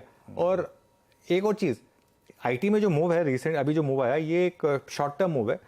ओवरऑल स्ट्रेंथ अभी भी जो बड़ी स्ट्रेंथ है वो बैंक निफ्टी में। अगर आप एक थोड़ा सा लॉन्गर टर्म चार्ट देखेंगे तो वो लग रहा है ये तैयारी कर रहा है, ये वेट कर रहा है एक बार बस वो 44,150 की हर्डल, 151 की हर्डल जिस दिन निकले। प्रॉब्लम क्या है कि ना, ये सारी हर्डल्स नॉर्मली गैप के साथ निकलती हैं। आप जहां पर बंद हो रहा है वहां पर मुझे लगता नहीं कि कल इतना बड़ा गैप अप हो सकता है कि आपको उस लेवल को क्रॉस करा दे। प्लस कल फाइनेंशियल निफ्टी एक्सपायरी भी है मेरे ख्याल से, और एक दिन का कंसोलिडेशन हो जाएगा कल बैंक निफ्टी में। आज हो गया कंसोलिडेशन, पिछले 3 दिन से कंसोलिडेट कर रहा है। आज 5वां दिन है एक्चुअली कंसोलिडेशन का।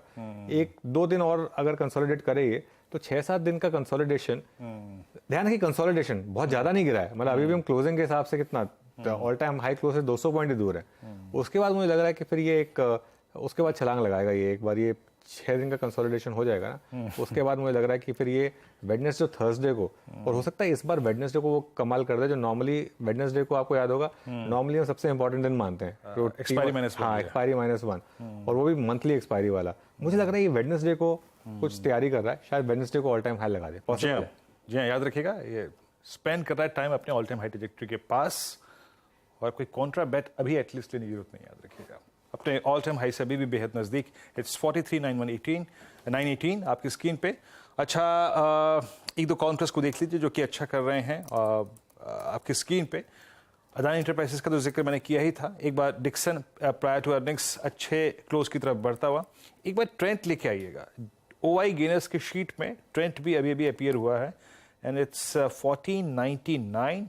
ये भी डे हाई की ट्रैजेक्टरी में जाके ट्रेड करता हुआ शानदार मूव। यहाँ पर डे लो से रिकवरी थी 10 डे एक्सपोनेंशियल मूविंग एवरेज से। एक बार शिल्पा आपका व्यू जानना चाहूंगा मैं ट्रेंड पे। इट्स 1499.35, आपका व्यू इस पर? जी, ट्रेंड डेफिनेटली एकदम अपसाइड मोमेंटम में है। आपने अभी बोला तो मैं भी इसी को चेक कर रही थी। तो अगर हम लोग देखेंगे 1500 पे यहाँ पे इसका एक रेजिस्टेंस है, लेकिन जिस तरह से मूवमेंट पकड़ा हुआ है मुझे लगता है कि ये इस बार इसको 1500 के ऊपर डेफिनेटली सस्टेन करेगा। और अगर यहाँ पे अगर आपको किसी को यहाँ पे ऑप्शन के थ्रू प्ले करना है तो 1540 कॉल ऑप्शन या 1540 ऑप्शन कॉल ऑप्शन में there is no liquidity for June series, तो आप 1500 का ही कॉल ऑप्शन आप ले सकते हैं जून में, जो रफली 67 अभी ट्रेड कर रहा है। आप इसमें पार्टिसिपेट कर सकते हैं। इसमें भी लिक्विडिटी लेकिन कम है, only if you want to play through option. तो ये आपको भी डेफिनेटली 130-150 तक दिखाएगा। अदरवाइज आप फ्यूचर्स में भी इसको ले सकते हैं लॉन्ग, और आपको स्टॉप लॉस यहाँ पे 1465 का मेंटेन करना है। Targets of 1570 1580 is what I am looking at in June series. Okay, trend futures अच्छा करते हुए और एक स्ट्रॉन्ग मूव देते हुए। ऑप्शंस पे लिक्विडिटी नहीं है अभी जून में, याद रखिएगा, वहाँ पे जंप करने की जरूरत नहीं है।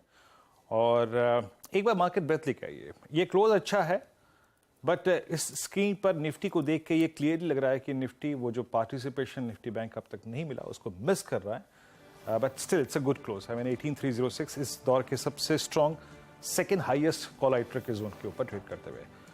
हालांकि लॉन्ग देखिए इस आंकड़े को समझने की कोशिश कीजिएगा, दैट शॉर्ट कवरिंग जो है ना, वो शॉर्ट कवरिंग 125 का आंकड़ा, वो भी आप ये मान के चलिए कि कुछ हद तक तवज्जो देनी पड़ेगी आपको उस आंकड़े पे, क्योंकि यहाँ पर अब ये ब्लेंड है, ये है जून का और मई का ब्लेंड है, तो इसलिए आपको बहुत समझने में थोड़ा सा उसको समझ लगानी पड़ेगी। बालकृष्ण इंडस्ट्रीज में लॉन्ग बिल्डअप है, ये तो क्लियर है। देखिए बालकृष्ण इंडस्ट्रीज में, डिक्सन में, अदानी पोर्ट्स में, पीआई इंडस्ट्रीज में, डालिया भारत में अगर आप देखें तो इस वक्त फ्रेश लॉन्ग बिल्डअप हुआ है। शॉर्ट कवरिंग यानी यहाँ से मंदी हट कर कट कर नेक्स्ट मंथ में पॉसिबली जून में जो लॉन्ग बिल्डअप हुआ है वो भी आपको देखना पड़ेगा। It's not entirely short covering, ये शॉर्ट कवरिंग और फ्रेश लॉन्ग का कॉम्बिनेशन भी हो सकता है, स्पेशली अदानी ग्रुप के स्टॉक्स जहाँ पे एसीसी, अंबुजा और आपको अदानी इंटरप्राइजेस पे शायद यही व्यू लेना पड़े। बाकी मुथूट फाइनेंस अर्निंग्स बहुत स्ट्रॉन्ग थी और दीवीज लैब जिस पे अभी अनुज ने टिप्पणी भी की थी, रिपीट नहीं करूंगा आपको। यहाँ पे जून में काफी स्ट्रॉन्ग लॉन्ग बिल्डअप है। सिमंस में देखिए इवेंट है, इट्स इवेंट, प्रॉफिट्स कैश में कन्वर्ट हुए। एमसीएक्स, आदित्य बिरला फैशन, आईएक्स और ग्लेनमार्क फार्मा यहाँ पर आज थोड़ा सा प्रॉफिट्स तक, लेकिन याद रखिएगा लॉन्ग अनवाइंडिंग ग्लेनमार्क में थी, बट डे लो से स्टॉक में रिकवरी काफ़ी ठीक ठाक थी, इसमें कोई राय नहीं है। विप्रो इस कार्यक्रम में डिस्कस हुआ था, बहुत अच्छा मूव देता हुआ डे हाई की ट्रैजेक्टरी में।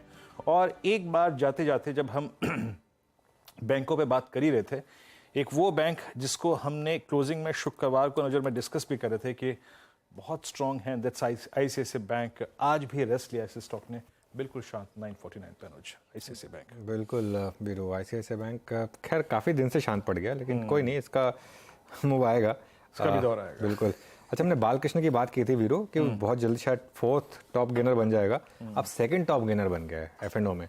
बालकृष्ण इंडस्ट्रीज अब अदानी पोर्ट्स, डिक्सन, मुथूट, डिवीज इन सबको पछाड़ कर अब 7% पॉजिटिविटी में आ चुका है बालकृष्ण इंडस्ट्रीज। काफ़ी टाइम के बाद इतना अच्छा मोमेंटम यहाँ पर। मानस, इसको चेज किया जाए या अभी नहीं?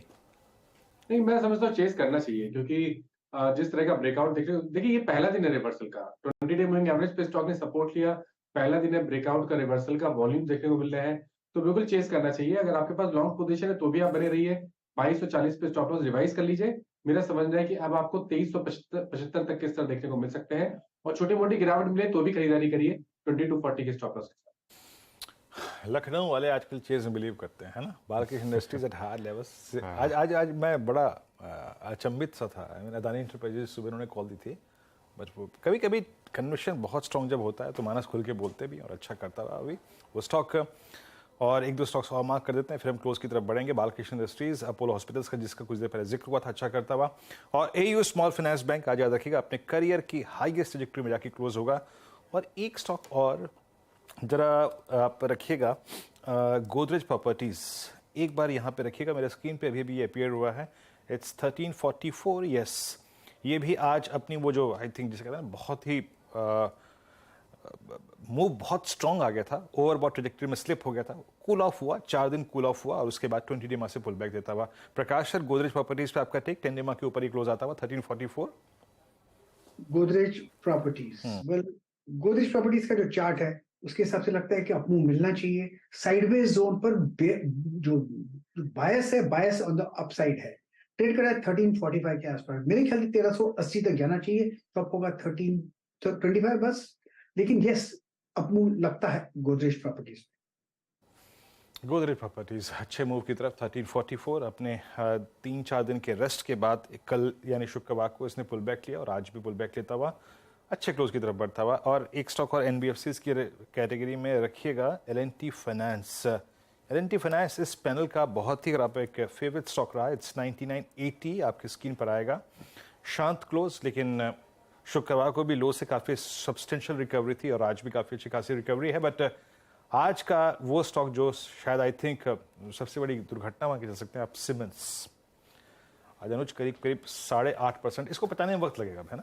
हाँ बिल्कुल, वो और इसमें होता क्या है ना, अब अगर ये डिसीजन चेंज भी कर लेंगे, पहली बात तो करेंगे कि नहीं पता नहीं, कर भी लेंगे तो एक बार कॉन्फिडेंस हर्ट होता है। और ये जो एक बहुत बड़ी रैली चल रही थी सीमेंस में, वो एक डोमेस्टिक इकोनॉमी को लेकर, वो तो क्लियरली हर्ट हुई है। अच्छा, इसको एक और फैक्टर है, आप कमेंट्स देखिए, सेम स्पेस में मार्केट में अब कुछ लोग अब आप यहाँ से पैसा निकालेंगे तो बाकी स्टॉक्स में जाएंगे, तो कमेंस हो गया, जैसे एबीबी हो गया, मेरे ख्याल से ये कुछ स्टॉक्स हैं जहाँ पर अगले कुछ दिनों में मुझे लग रहा है ये पैसा जो यहाँ से निकला होगा ना, हो सकता है कि इन स्टॉक्स में जाए, पॉसिबल है। मतलब ये जरूरी नहीं कि हो ही, लेकिन ये मेरा व्यू है कि ये पॉसिबल है कि ऐसा हो सकता है कुछ स्टॉक्स में। और याद रखिएगा सिमेंस के इस डैमेज के बीच में जो उन्होंने बात की वो सही है, और वो आंकड़ों के लिहाज से भी इंपॉर्टेंस रखते हैं। क्यों, देखिए मैं आपको दिखाता हूँ। Cummins at day high plus L&T का जो पोस्ट अर्निंग एक डिप शुरू हुआ था, जो लगभग समझ लीजिए 2190 तक आया था, वो भी आज अरेस्ट हो गया 2218 के जोन में जाके। आज एलएनटी क्लोज होने की तैयारी करता हुआ।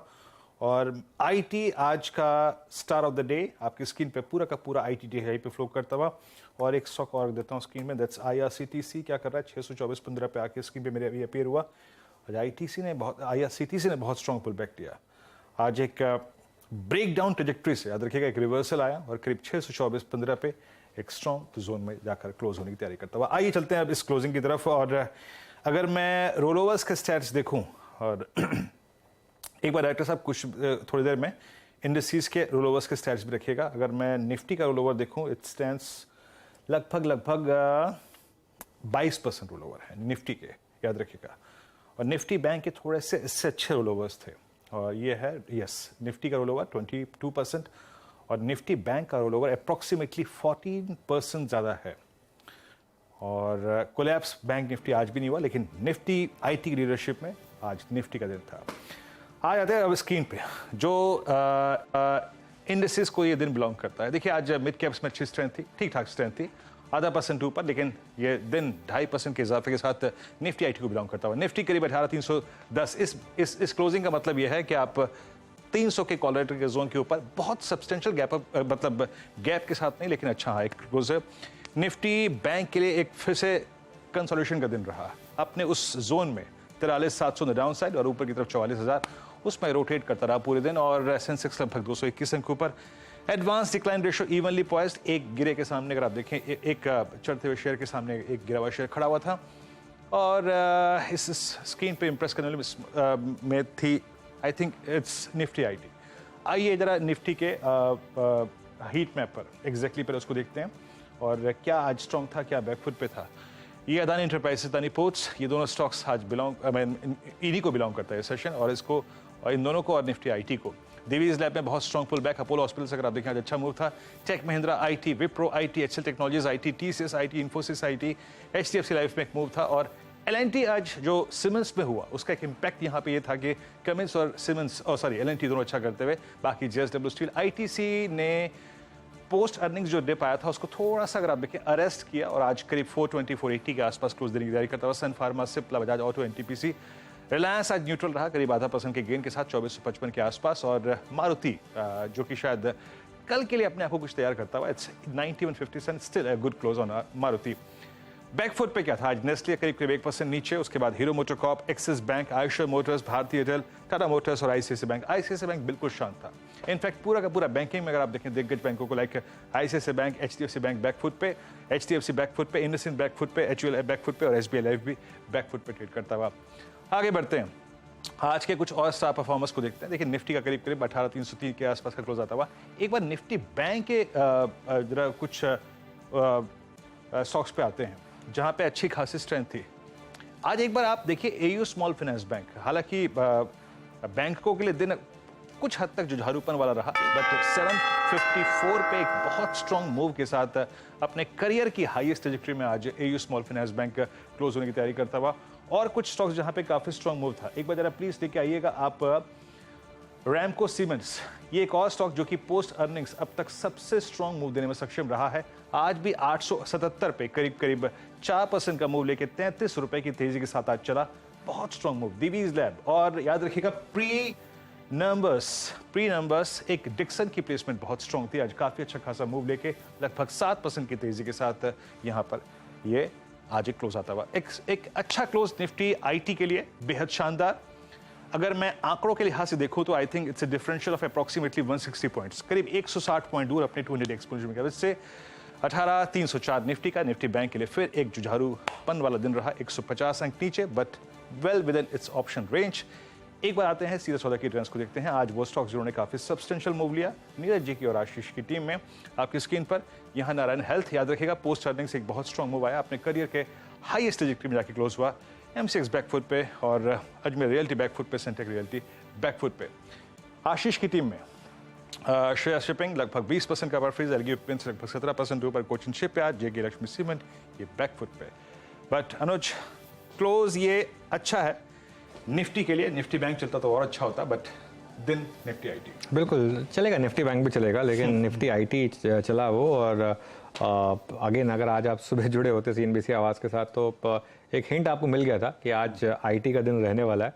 और आज बैंक निफ्टी को अवॉइड करिए, निफ्टी पर फोकस करिए, और वो ट्रेड प्ले हुई, लेकिन ये आज की ट्रेड थी। कल की ट्रेड क्या होगी इसके लिए कल जुड़िए CNBC आवाज़ के साथ।